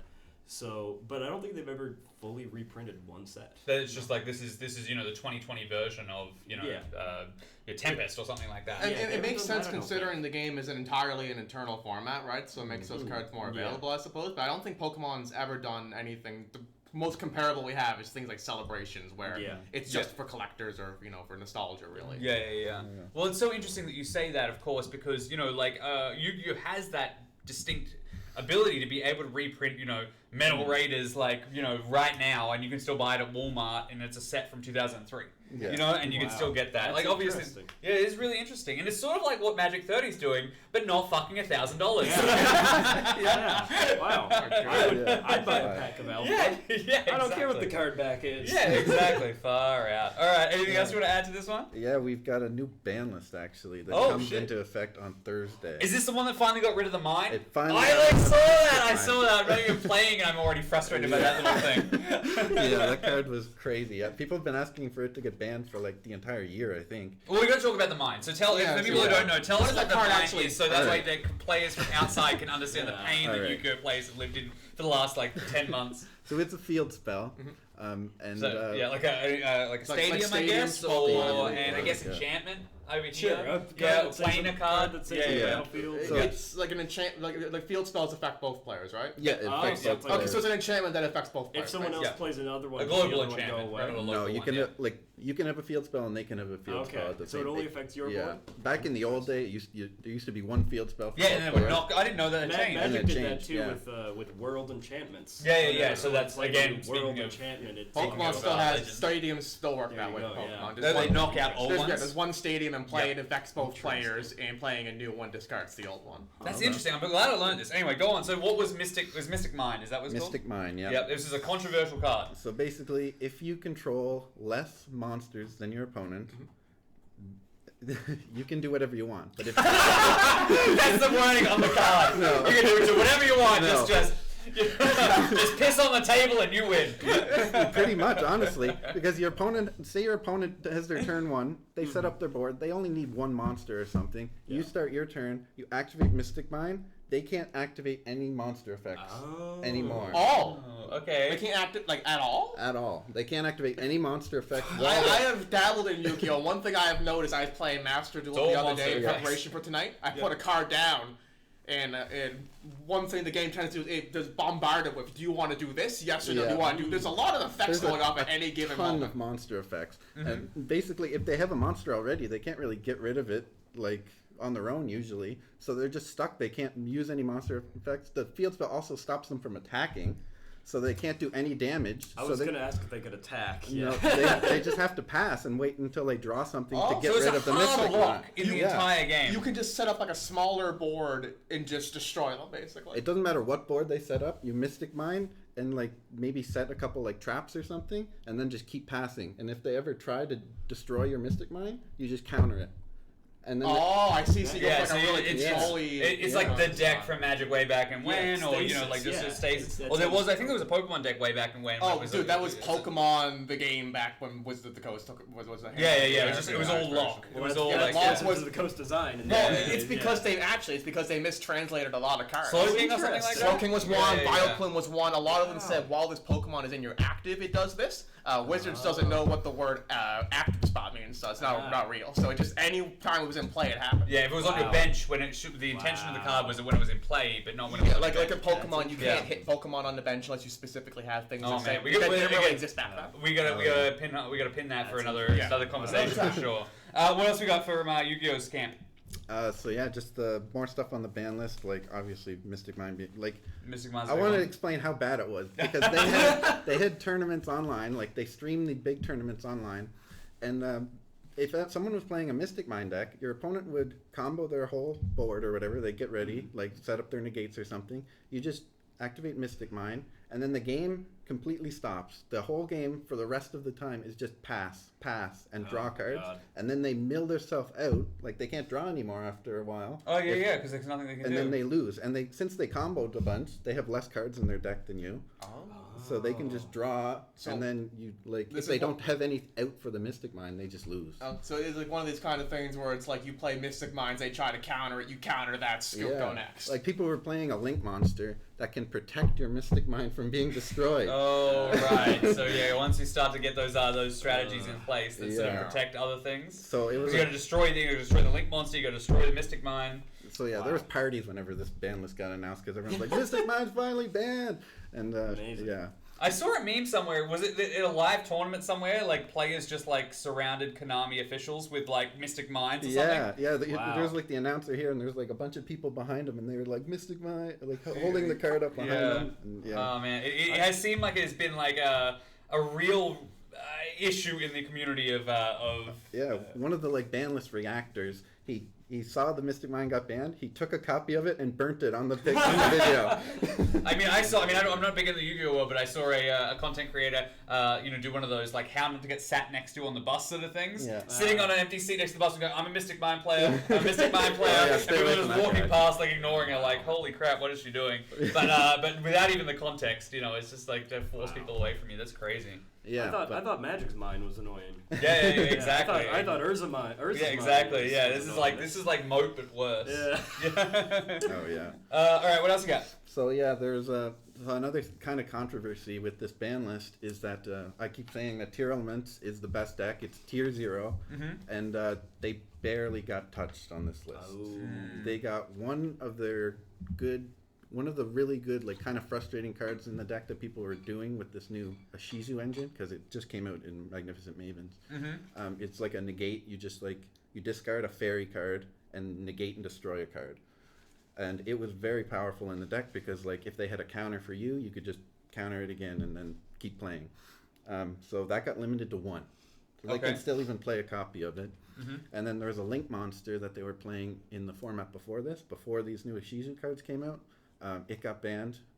It honestly deserved it even without being played because it sends any card to your graveyard and it just can kind of enable some silly locks into the deck. And they kind of took off some of the hits that were for the best deck of like last year. They put one of the cards that was semi-limited back to 3, and there was one card that was limited that they put to 2. So the deck that was really good last year is it's powerful again, but I don't think it can stand up to Tier Elements. And then another interesting thing that they did is like instead of they didn't ban anything on Tier Elements or hit it at all, but they unlimited some cards that can kind of stop it. So the whole deck is all milling. Like you mill, and then you get effects from milling. So your whole deck is just milling a bunch. And milling yourself or your opponent? You can do both, but you want to mill yourself. Okay. Yeah. Can I ask a question? Just because that's a word that comes from Magic. Yes. Milling is a word that comes from Magic. Is that something that's used in the Yu-Gi-Oh community? Yeah, from what I've heard.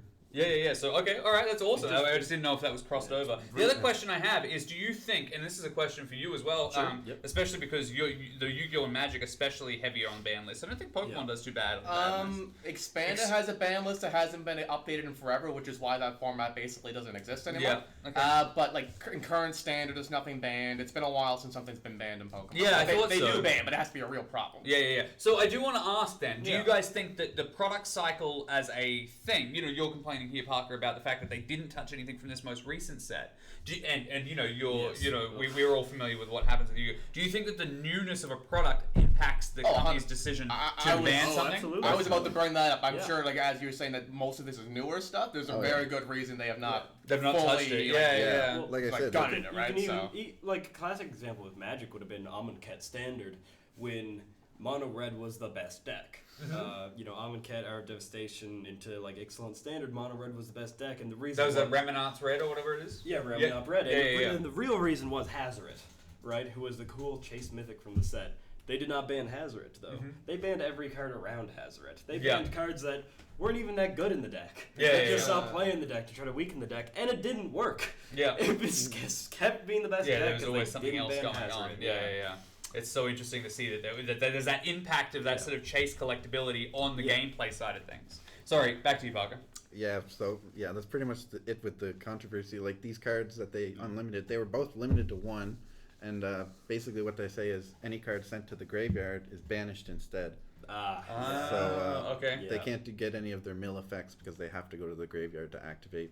But some of them aren't great. Like one of them is good because like if you're going first, it works great. But the other one, I don't know if it'll see as much play. And it doesn't really do a whole lot going second because they have their whole setup already, and they can still mill you in your standby phase because they're a friggin' ridiculous deck. And it does so much. It does way more than any other deck in the game right now. So people are like complaining because they don't like tier 0 formats, obviously. Yeah. And the only other decks that you can play are decks that counter graveyards. Right. But I mean, Magic's been through that. I mean, I'm pretty sure Pokemon has had times where that might be an issue. Maybe. Honestly, pile graveyard issues? interaction is not Much of a thing. huge. It exists. Like there's ways to get cards back, but it's for the most part, it's like right now we have a card called Silene, which is you can if you flip two coins for each head you Classic take Pokemon. classic Pokemon. Yeah. But for each head you can pick a card from your graveyard and you can put it on top of your deck. Okay. But for the most part, most recursion from the graveyard is you can get energies and you can get Pokemon. That's about trainers or super pretty much energy in there, retrieval or something like that. Yeah. Exactly. For the most part, everything like trainers and all that items, they kind of stick there. I love the fact that recursion isn't an issue in Pokemon, but tutoring, that's where it's all at. Yeah, if it's in your deck, go for it. But if it's in your graveyard, you've already played it. Tutoring, don't even get me started. Tutoring is nothing in Pokemon, alright? There was a whole engine that was just tutor as much as you want every turn, basically. Yeah. In Magic, if you build your deck right, your graveyard is basically your other hand. It's like exactly. that for Yu-Gi-Oh! For some decks. Yeah, definitely. Alright, so what else we got? That's a lot of what I have right now. Awesome. The only other thing that I've heard about this is I don't know if anyone's familiar with the anime.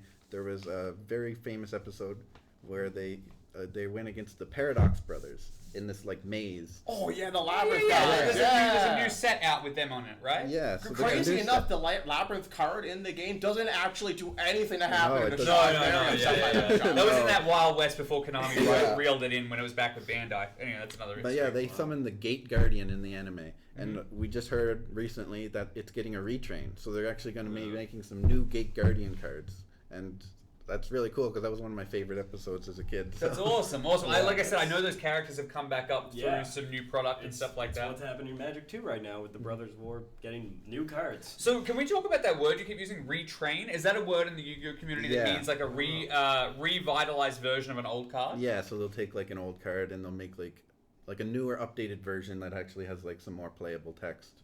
Yeah. on it. So, That's yeah, interesting. They've done it for a lot of cards, like they've done like Gaia the Fierce Knight kind of stuff like that.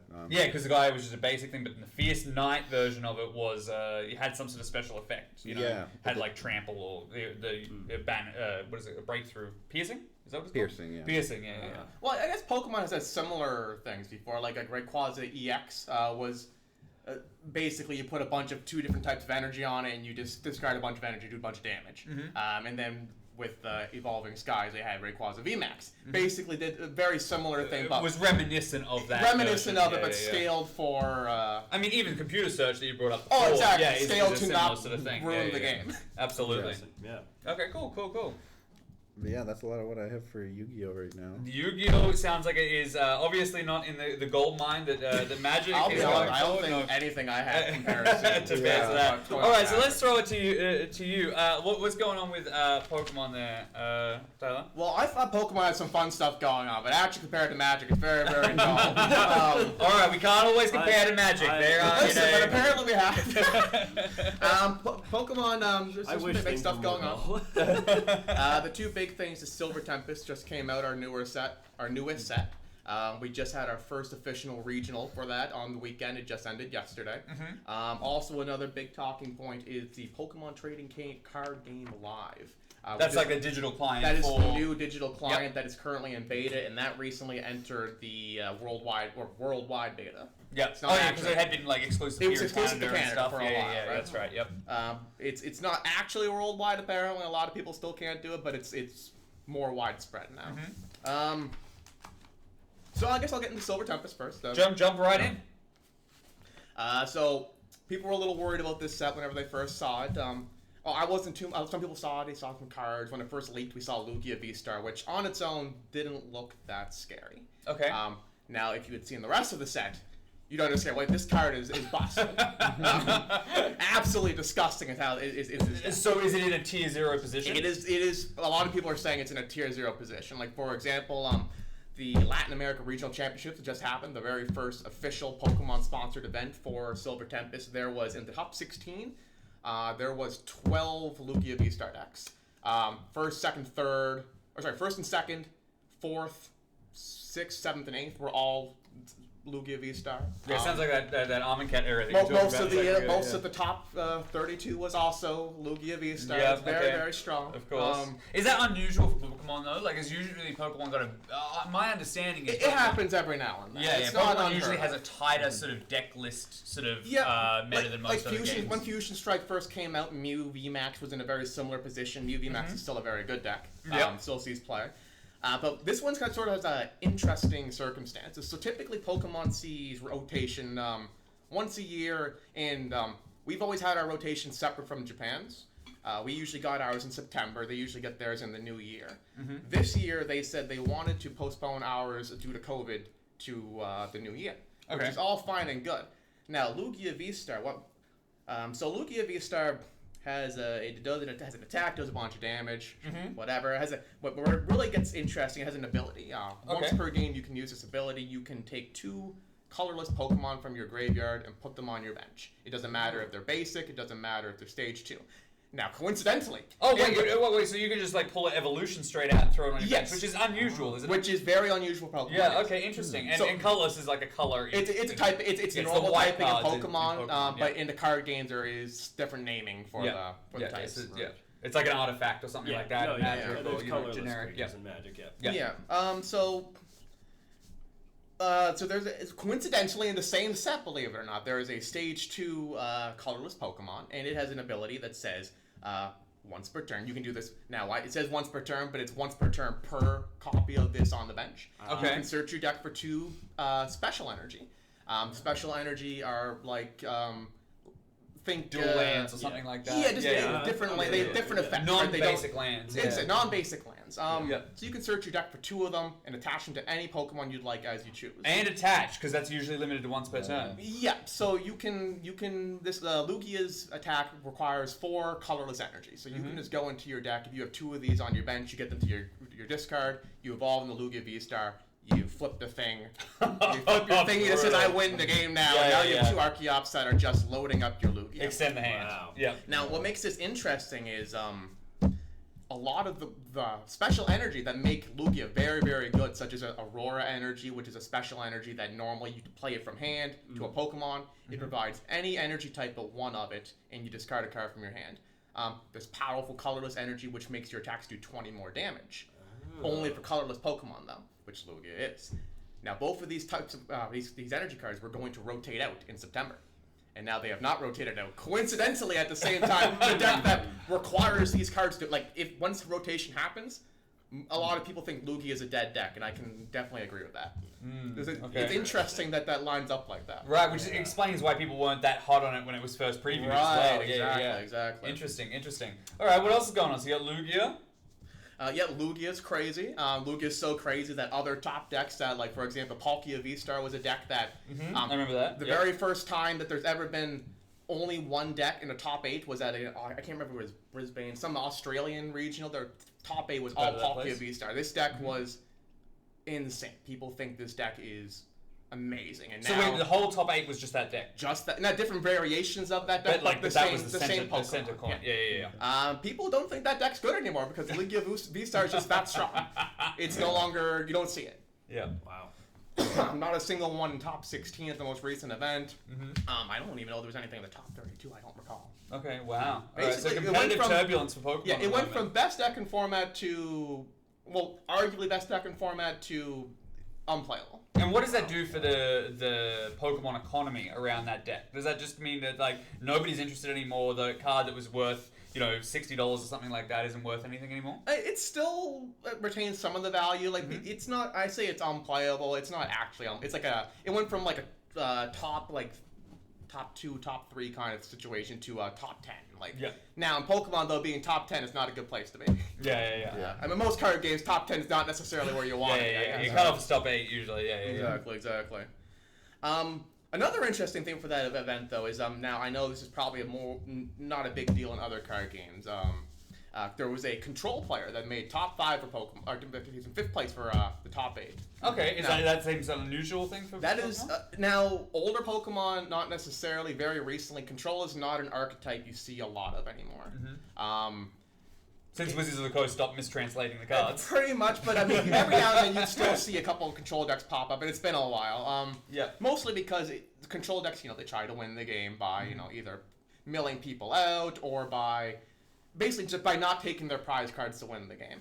Some value of attrition. Exactly. Yeah. And Pokemon is very much a game of I'm going to draw through my entire deck in a short amount of turns, and I'm going to blow you up and take 6 prizes as fast as I humanly can. So it's hard to prevent people from doing that. Yeah. Especially when they can go into their deck and say, this thing now just one-shots everything in the game. Yeah. Well, Pokemon's always had that snowballing problem, right? Like where it's like once you've got momentum, you keep gaining momentum. Oh, exactly. Especially don't even get me started on the prize cards. Yeah. Anyway, that's not time for that today. But since I said it was special energy, the control deck is basically just says if you play special energy, I'm going to remove it. Okay, right. Okay. So a very unique situation where control actually got to do something, which is always nice. Interesting, which is kind of like in Magic, there's a couple of cards where it's like special land, like non-basic lands get turned into mountains or something like that. Blood Moon, yeah. Like that, yeah. All sorts of cards that are kind of weird things that just block out some other strategy. I thought that would be a normal thing in Pokemon. Meanwhile, Parker's sitting here going, resource cards? That's on you fuckers. He's like, I'm just going to play my hand. Like I was saying earlier, Vileplume was a card back in the old days of Pokemon, and its ability was Pokemon abilities just don't happen anymore. Yeah. So it's a lock, It's a lock. They reprinted a similar card with Galarian Weezing where Pokemon knows how to read Japanese, and they put in the active spot on the card. Galarian Weezing has a similar effect where if it's in the active, it prevents abilities from happening, which you would think would be very, very good considering abilities are very, very important in Pokemon. Yeah. Still a very, very, very niche card. Did it have a big retreat cost? I bet it did. But it's a pretty chunky one, but the yeah. idea is you're not going to have anything else that can play if you can help it, right? Yeah. But Pokemon's just like such a fast game that trying to slow people down just does not usually matter. That's so interesting. I love the fact that I've watched Pokemon's design lean into that speed before as well. Like, we've got things like EX cards and ever since Rulebox cards. TCPI took over Pokemon, they've been leaning into speeding things up. We didn't have 2 prize Pokemon until they took over it back in absolutely, 04 or whatever. Okay, interesting. All right, so what else is going on then? Other than Tier 0 format exciting stuff. Yeah. What's on the product side of things? A bit of a controversy with Pokemon Trading Card Game Live. Now, as I know, I've played Magic the Gathering Arena, I've played a Master Duel, I've tried Duel Links, there's a bunch of Yu-Gi-Oh ones. They all have their own problems. Everyone always seems to have a complaint, right? Now, Live is a little special in that regard. It's not very good. So when this first came out in Canada, I was all gung-ho on I'm going to swap over to it right away, and I'm going to start playing this, and it's going to be great. One thing that you should know about this, though, now, this was before there was information about how bad Live was going to be. If you swapped from the Pokemon Trading Card Game Online, which is the current client, that is the typical one, if you move your account from that to Live, you can never sign into online ever again. So once you've made this very questionable jump into an early beta, you can never undo it. And you've lost your collection in there? I have a separate account that I use for online, but yes, I can't use that account online anymore. That's wild, because one of the things about Pokemon is obviously it was really good with that Pokemon Live component having things in the card, like the code cards and stuff in the packs. Yeah. So you would be buying cards online as you were buying them in real life. So there's real value there. To be fair, they were very open about this. Like there was no, everyone knew that chicanery. There was no. Everyone knew that once you moved your account, you were going to lose access to online. But no one really understood just how broken it was going to be at the time. Like we're talking like there's still a lot of ongoing issues, but basic features from online are missing. Like for example, I'm not sure how prevalent this is in like Yu-Gi-Oh for the online clients or Arena. But online for Pokemon, you can view a game log of the entire game at any given moment. I can scroll through every single action that has occurred throughout the game. Live no longer has such a feature, despite it being in the older version. Like this is an old, like online is an old client, not like Magic the Gathering Online old, but it's pretty old. So they've missed basic features like that. Another thing is just visually. I really you need to see it to really believe it. It's visually not very pleasing. It's definitely designed for mobile. So the PC version, things are where things are happening is very cluttered, but there's a lot of empty space. On the mobile version, it's just cluttered. It's almost unplugged. You have to scroll to look through your hand. Like that's how cluttered it is, right? You have to if you're trying to tap something, there's a good chance you're clicking something you didn't mean to. Right. You have to drag and drop cards. You can't just click and click. You have to drag for every interaction, which online you didn't have to do so. So it's inconvenient in that regard. There's a lot of room for someone to accidentally lift their mouse too early and completely misplay a card. Yeah. Do they use this client for any sort of official tournaments? Not at the moment. Okay. Now they don't use online for official events at the moment either. They did during COVID. Right. For like Team Challenge, which is this whole thing for Pokemon and other smaller events. But at the moment, it is in beta. They are very open with it, saying it's a beta. Now, if you were to go to the counter there and you were to buy a pack of Pokemon cards and you got a code card, it will encourage you to go to Live to redeem that. So they are already encouraging people in Canada to use this client that is just terrible. Wow. Okay. Now, there has been some improvements. I must say that there is also some inherent benefits to it over the online client. One of the advantages is so in online, if you want to get a card, you have to trade. There's a full-fledged trading system in the online client, and Live has one more similar to Hearthstone or Master Duel, where you have extra copies of cards and you generate a resource and you break that down to make cards you'd like, which is great. That's fantastic for new players. I've seen a lot of dusting or something like that. Dusting, exactly. Master Right. Duel A lot of the positive comments I see seem to be for people who are trying to play like free to play, and they love the client explicitly because of that. Okay. Which is great. I'm glad they're changing that for the newer players, but the client still has a lot of issues. Like when it first came out, the speed of animations was painfully slow. We're talking a card would sit on the front of your screen for at least 5 to 6 seconds before anything happened. Now, just take a look at this glorious piece they of took cardboard. that. People were complaining though, and they took that to heart. It only took them like a year in development to change anything about that. Now the cards go from painfully slow to if you blink, you will miss what happened. Cool. With no game log to go back and see what you missed. Right. That's hilarious. I mean, obviously things like Master Duel and Arena have those same sort of problems, right? But it sounds I have played both brutal. of these. This is especially. I played a lot of online card games. I got into card games from Hearthstone back in the day. I played Shadowverse. I've tried Arena. I've even tried online. MTG Online. I kind of like it. It's old, but it works. It's much better than Arena. It works. It works. That's the thing. Works, And they can't get rid of it because people have like thousands of dollars worth of value in it. Another thing people were complaining about was, well, as I said, that it's just very empty. There was not a whole lot going on. You know, there should be some fancy animations. Like Hearthstone, you have this whole interactable board. You can kind of just click anywhere and something will happen. So they changed that by, okay, well, every now and then you'll play a card and you'll get like a fire animation, and then it goes away and you're back to this ugly, bland board. Right. The biggest issue, though, I don't know how they dropped the ball on this one. So, not the biggest. In my opinion, it's an awful issue that no excuse to exist. The resolution on cards is almost unreadable. Oh, really? There is a that card. would be a key You would think so. fix. You can like click your card on your bench, and it'll bring a picture of the card, and you cannot read the text on the card. Right. It is that bad. Goodness. And this is pervasive. Like this is a huge complaint within the Pokemon community at the moment. For the most part, most people that I know that are more involved in the Pokemon community do not like the client. They think it is a strict downgrade from the online client, which is not a good place to be. No. You are downgrading from a like 04 client that looks like it's made for actual toddlers. Like a Flash or something like and that. it's held together with duct tape. Yeah. And they have somehow managed to do worse with that. And now it's still in the beta. They could fix it, etc. Excuses, coping, whatever. I saw the new video. But it's not a good They won't fix it. It's so bad now. It's so bad that like some larger gaming outlets such as like Kotaku, The Gamer, and all that, they've put articles out on this is bad. Wow. Do not use this. It's weird. It's weird that you've got Magic and Yu-Gi-Oh on either side of me, and your Pokemon started in the video game world, and it's the one struggling the most with the video game client. Just in general, even like the new Pokemon games. Yeah. I've definitely seen whole list of problems with those. Apparently, issues, I haven't played them, but It's a fun game, but the issues are pretty terrible. just the Pokemon company. I'm not sure what it is. They are just. They're afraid to put money into these things. I don't and know I'm why not it is, sure because why. they got a lot of money. They got money to throw Yeah. around.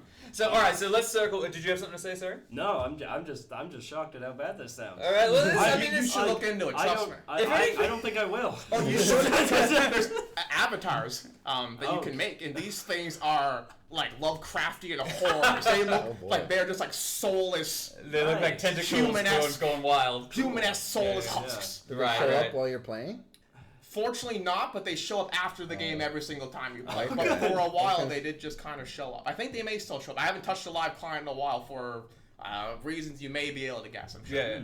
Well, I mean, I didn't expect this when I sort of threw the show together, but being this is the first episode, I've realized that this has become therapy for you guys who have been tortured by the companies that make the games you guys love. Now, is there anything about the physical card games that is still going on? Anything else you wanted to add there, Tyler? Honestly, in terms of the physical card game, I mean, we're in a tier 0 meta with Lugia dominating. Yep. Rotation's coming soon, though, so if this was like whenever Mew versus Chopped Infusion Strike, people were pretty upset that like this deck is insane. It was centralized. The entire meta was either you're playing this deck or you're playing decks that hopefully beat this, but this deck's so fast and consistent that it still has a decent matchup. So the entire play base right now is just biding their time till said rotation.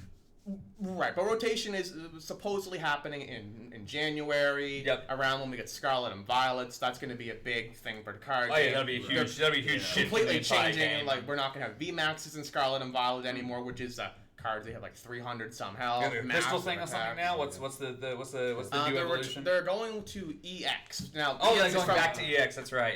Now it's the same name. But it's a retrain of old VX. It's a retrain. Yeah, it's basically a retrain. Exactly. It's a callback. It's a retrain. Yeah. But it's different. We haven't seen a whole lot about it. We've really just seen what they've shown us as the leaks. There's a lot of rumors going around for what they may be doing. None of them are really founded in any reality because no one really knows what's happening. But it's fun to just kind of be guessing around these things. Awesome. Hopefully Michael Jackson's in it. That's what I'm hoping. Then I might I'm gonna have to disagree with you. I don't want the Pokemon Secret Lair with Michael. Like they were showing the new legendaries and they covered up their energy type or like their typing. Yeah, and people were thinking, maybe they're going to use like terastallizing from Scarlet and Violet and give them multiple typings, but maybe they're just going to give them like the Michael Jackson. All right. No one glove Pokemon here. All right. Okay, so that pretty much wraps us up for the news of the entire segment. Now, what I want to go out on is a real quick speed round called Crack, Build, and Play, something that we're just trying out here for the first time. And what this is unless there's any rumors around going anything else in our sort of games or anything like that, we'd normally touch on that, but we're going to skip over that this time. We're going to go straight to Crack, Build, and Play. So what we're going to do is we're going to ask each one of our experts, Crack, which means what's the current hottest card in their game? Build, what is the best deck or combo that our expert is most excited about in their game? And Play, what is currently the strong / emerging meta deck to play in that game as well? So let's go. Let's start with Crack. You guys are on Crack. What do we got? It sounds like on Crack. What are you guys really lusting after? What are you guys addicted to in your games? Let's start down this end with Pokemon. Well, for Crack, the current hottest card is, believe it or not, Lugia V-Star. Sounds like it, yep. It's absolutely Is there anything even close? Like, is there something else that would get people excited? Or you just it is a tier 0 deck. We have things that are in tier 1, like people consider Mew VMAX still like a tier 1 deck. There was one in top 16 for the event I mentioned. Okay, right, yeah. There's a few others, like it kind of leads into the build. There's another deck called Lost Box. It's like a toolbox deck, like single prize Pokemon. it saw some play there, and it had some placements as well. I think there was 3 of those in the top 16. So there you go, some variety. So well, to thread everything together there, let's ask a question. Like, so obviously Lugia is where it's at the moment. But have you guys seen, from those preview cards coming from Japan and stuff like that? Is there something that people are prepping for? So the last set we're getting to send off the VMAXs and all that is we're getting, it's called Crown Zenith. Okay. And it's a special set similar to Go and Celebration, where you one won't of those special box sets you won't be able to buy physical yep. cards for it. It's mostly just really pretty alt arts and reprints for cards. It's very much a collector's set. I haven't gone through every card in the set. It doesn't seem like it's going to shake things up that much. Okay. All right. So we're just sort of holding until we're just kind of holding fast until rotation. All right. So let's go crack for Yu-Gi-Oh! What's the card everybody wants to crack there? So I would say just most of the tier elements cards. Yep. Like, all the main deck monsters are just insane. They all anytime they're sent to the graveyard, you can fuse. So you can just shoot out whatever fusion monster you want, pretty much. Mm-hmm. But one of the cards that they use a lot is called Instant Fusion, and it's basically a 1 card that just starts their whole engine. They can mill 5 cards just off of that 1 card, and they get a search off of it as well. And this is a rare in a set that's out recently? This is actually an old card, but it's limited to 1. Okay. People can play it in any kind of fusion deck, but Tier Element seems to abuse it the most right now. So I don't know if it's fair to hit it because other decks can play it, but it's really, really broken in Tier Element, it seems, and people are going to be able to play it in other decks too, because there's some new Tier Element cards that kind of work in other archetypes in the next set. So yeah, I think Instant Fusion might be the... Instant Fusion is our pick. All right, so Lugia, Instant Fusion, what do we got in Magic at the moment? I guess it's a bit of an interesting conversation I've got for this, being Magic focusing so much more on the casual format, Commander. It's 4-player, it's not meant to be competitive. But you see those cards from those types of sets that are meant for casual formats creeping their way into competitive play. So I guess mine will be Coveted Jewel, which is a 6-mana artifact that draws you 3 cards when it comes into play and it can tap for mana. That's seen some play in Vintage. Oh, really? Okay. People able to rush it out with stuff like Black Lotus and Ritual effects. You saw it with Minx and Boo or whatever from the Baldur's Gate set. Yep. It's just more of a conversation piece on cards that are meant for casual formats creeping into these competitive formats because they have so many great ways of powering these things out fast. Excellent. So the more powerful, flashy effects they print in products that are meant to be for casuals, they have their effect on competitive, which is really interesting. It's so interesting that you mentioned that because with the casual play being the focus, and this is something you guys really don't have to worry about too much just yet because there's such a different sort of audience for Magic. Yeah. The interesting thing that I find there is obviously when they're casual play cards, I imagine that maybe they're approaching their way that they balance and sort of playtest cards so differently to what they had done in the past. Exactly. So you're going to see a bunch of these breakthroughs from from these new sort of casual sets into those sort of vintage formats, and there will be something chased there. It's just interesting. So what was that called again? It's called Coveted Jewel. Coveted Jewel. All right, so Coveted Jewel, Lugia V-Max, V-Star. V-Star, and we've got Instant Fusion. All right, so there are cracks for this episode. All right, let's go on to build. So that's a combo or a deck specifically that you guys are most excited about. Maybe not the best deck in the format, but something that you guys really love. Let's start down the other end. This time, Magic first. Well, so for build, I kind of want to embrace that casual side because I think the casual side of card games is really interesting. Tons so of my fun. build is a casual build, and it's a deck that I'm working on. Okay. It is a Magic the Gathering deck that is strictly non-magical. Okay. Interesting. Break that down for me. So it is a Just the commander deck. gathering. The commander being it's just the gathering. It's a commander It's deck. just colon the gathering. Good work. So the commander of the deck is Goreclaw, who is just a big bear. Okay. Okay. Cool. The deck is full of basic lands, which are all just forests. Okay. Can't run any sorceries or enchantments or instants, as those are all inherently magical. Okay. So it's only animals. Okay. Bears. Like vanilla? Or do they have effects? They can have abilities, Okay, right, yep. But I'm just trying to collect as many, like River Bear or Charging Badger. Yeah. Just stuff. Because I don't know if the other card games really have things where, that's just a thing in real life. Yeah. Is that a thing? That's so interesting. Pokemon, believe it or not, no. Yeah. say. Yu-Gi-Oh's got a bunch of, Sushi battleship. Yeah, sushi battleships. Yeah, exactly. Yeah. I think Ukraine just launched a sushi battleship against Russia right now, right? Yeah, so that's kind of what I'm excited about. It's so interesting you bring that up, and the only reason I'm going to intersect here is because I once dreamt of, obviously, as a younger collector, I dreamt, you could never collect all of beta, you could never collect all of alpha, but what you could do is go through and collect the magic cards that were based on real life things, and just collect all those. So there was polar bears and narwhals and all that sort of stuff, ferrets, all that sort of stuff. Dinosaurs are fair game. I love that. I guess that's true. I mean, they've got a new dinosaur set coming out at the end of the year. Yeah. All right, so we've got the sort of born free and wild deck over here. What are you most excited about here for Yu-Gi-Oh, Parker? So my favorite deck right now is called Scareclaw. Okay. It's a really cool deck. So basically, they have like this whole like lore that comes out like over a bunch of sets, and they all revolve around this guy. It's called Visa's Starfrost, and this was the first archetype that came out with them, and it's still getting support in all the future sets. So that's why I'm like really excited for it, because there's still going to be new cards that I can play with for it. And Tier Element is also in this like kind of lore as well, and the new Cash Tier is coming out. But I really like this deck because you can do your board with just one card, and like so even if like you can set up your board, and even if they break it, you just need one card to set it up again, pretty much. And like you can still play with like multiple cards. It's not like you can only use one card. Like having like 3 or 4 Scareclaws, you can like kill people in one turn. Like it's awesome. I love playing this deck, and like it just has like a big floodgate monster that turns everything into defense position. So they can't attack. They're all like I play it against people, and they're like, huh, what do I do against this? I love that term. Can we just focus back on that? It sounds like a really cool deck, but floodgate is actually a term I didn't realize I about until like last year. Can you explain, like, for people who are from Magic and Pokemon, what floodgating means in the Yu-Gi-Oh context? It basically stops your opponent from doing a specific thing. Yeah. Okay. So, So it's like a type of like it's a derivative of control. Yeah. Yeah. So this guy, like it stops anyone from turning into attack position, so they have to stay in defense. And this monster is also unaffected by the effects of defense position monsters. So it's hard to out unless you play like link monsters. And the deck has a way to deal with link monsters as well.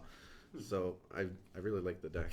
Yeah, it sounds really cool, and I like the term as well. It's something that I feel like I've heard from Yu-Gi-Oh that I think other games can incorporate, much in the way that Yu-Gi-Oh was incorporating milling from Magic. You know, I think it's or tutoring in Pokemon. Or tutoring in Pokemon, exactly. And that's something that's come across, and these games are so much more closely linked historically than I think we all realize, and I think that's why something like this is completely valuable. Is there anything else you want to add to your favorite deck there?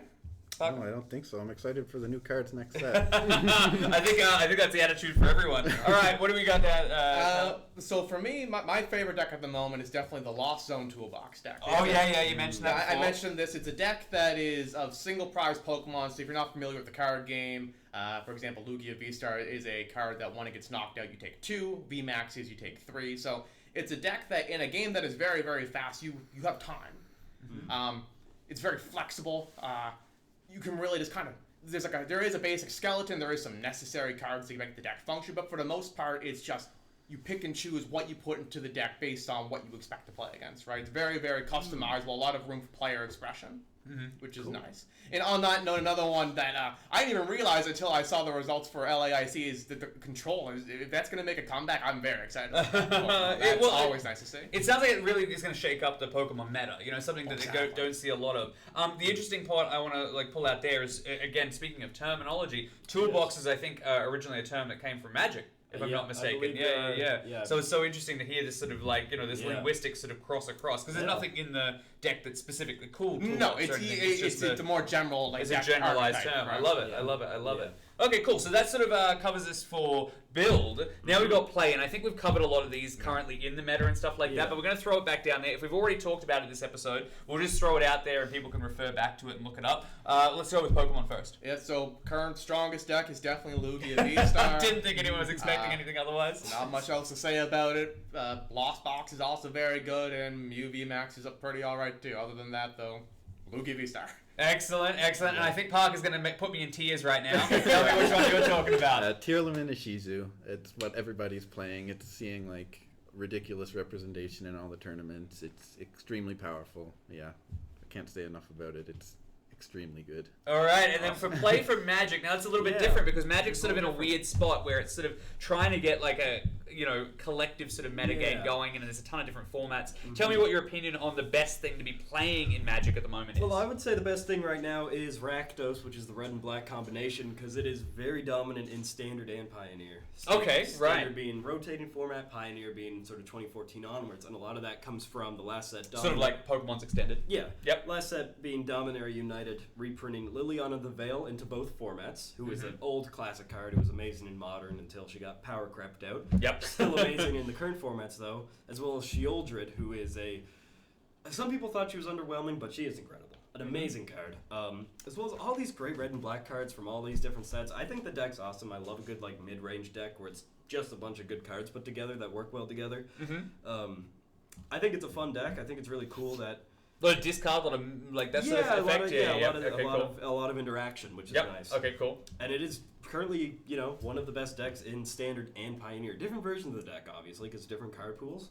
But it is one of the best things to be playing, and it is a little reminiscent of, Modern Jund back when that was good, which was the same color combination but with green as well. Okay, cool, cool. All right, sweet. So we've got Rakdos, we've got Lugia, we've got Tier 0. It sounds like there's some big things going on, but it sounds like we're also on the precipice of some big change as well. It sounds like with new sets coming out, with rotation, with ban lists coming up, we're going to see a whole bunch of new change coming into next month and when we come up for our next episode.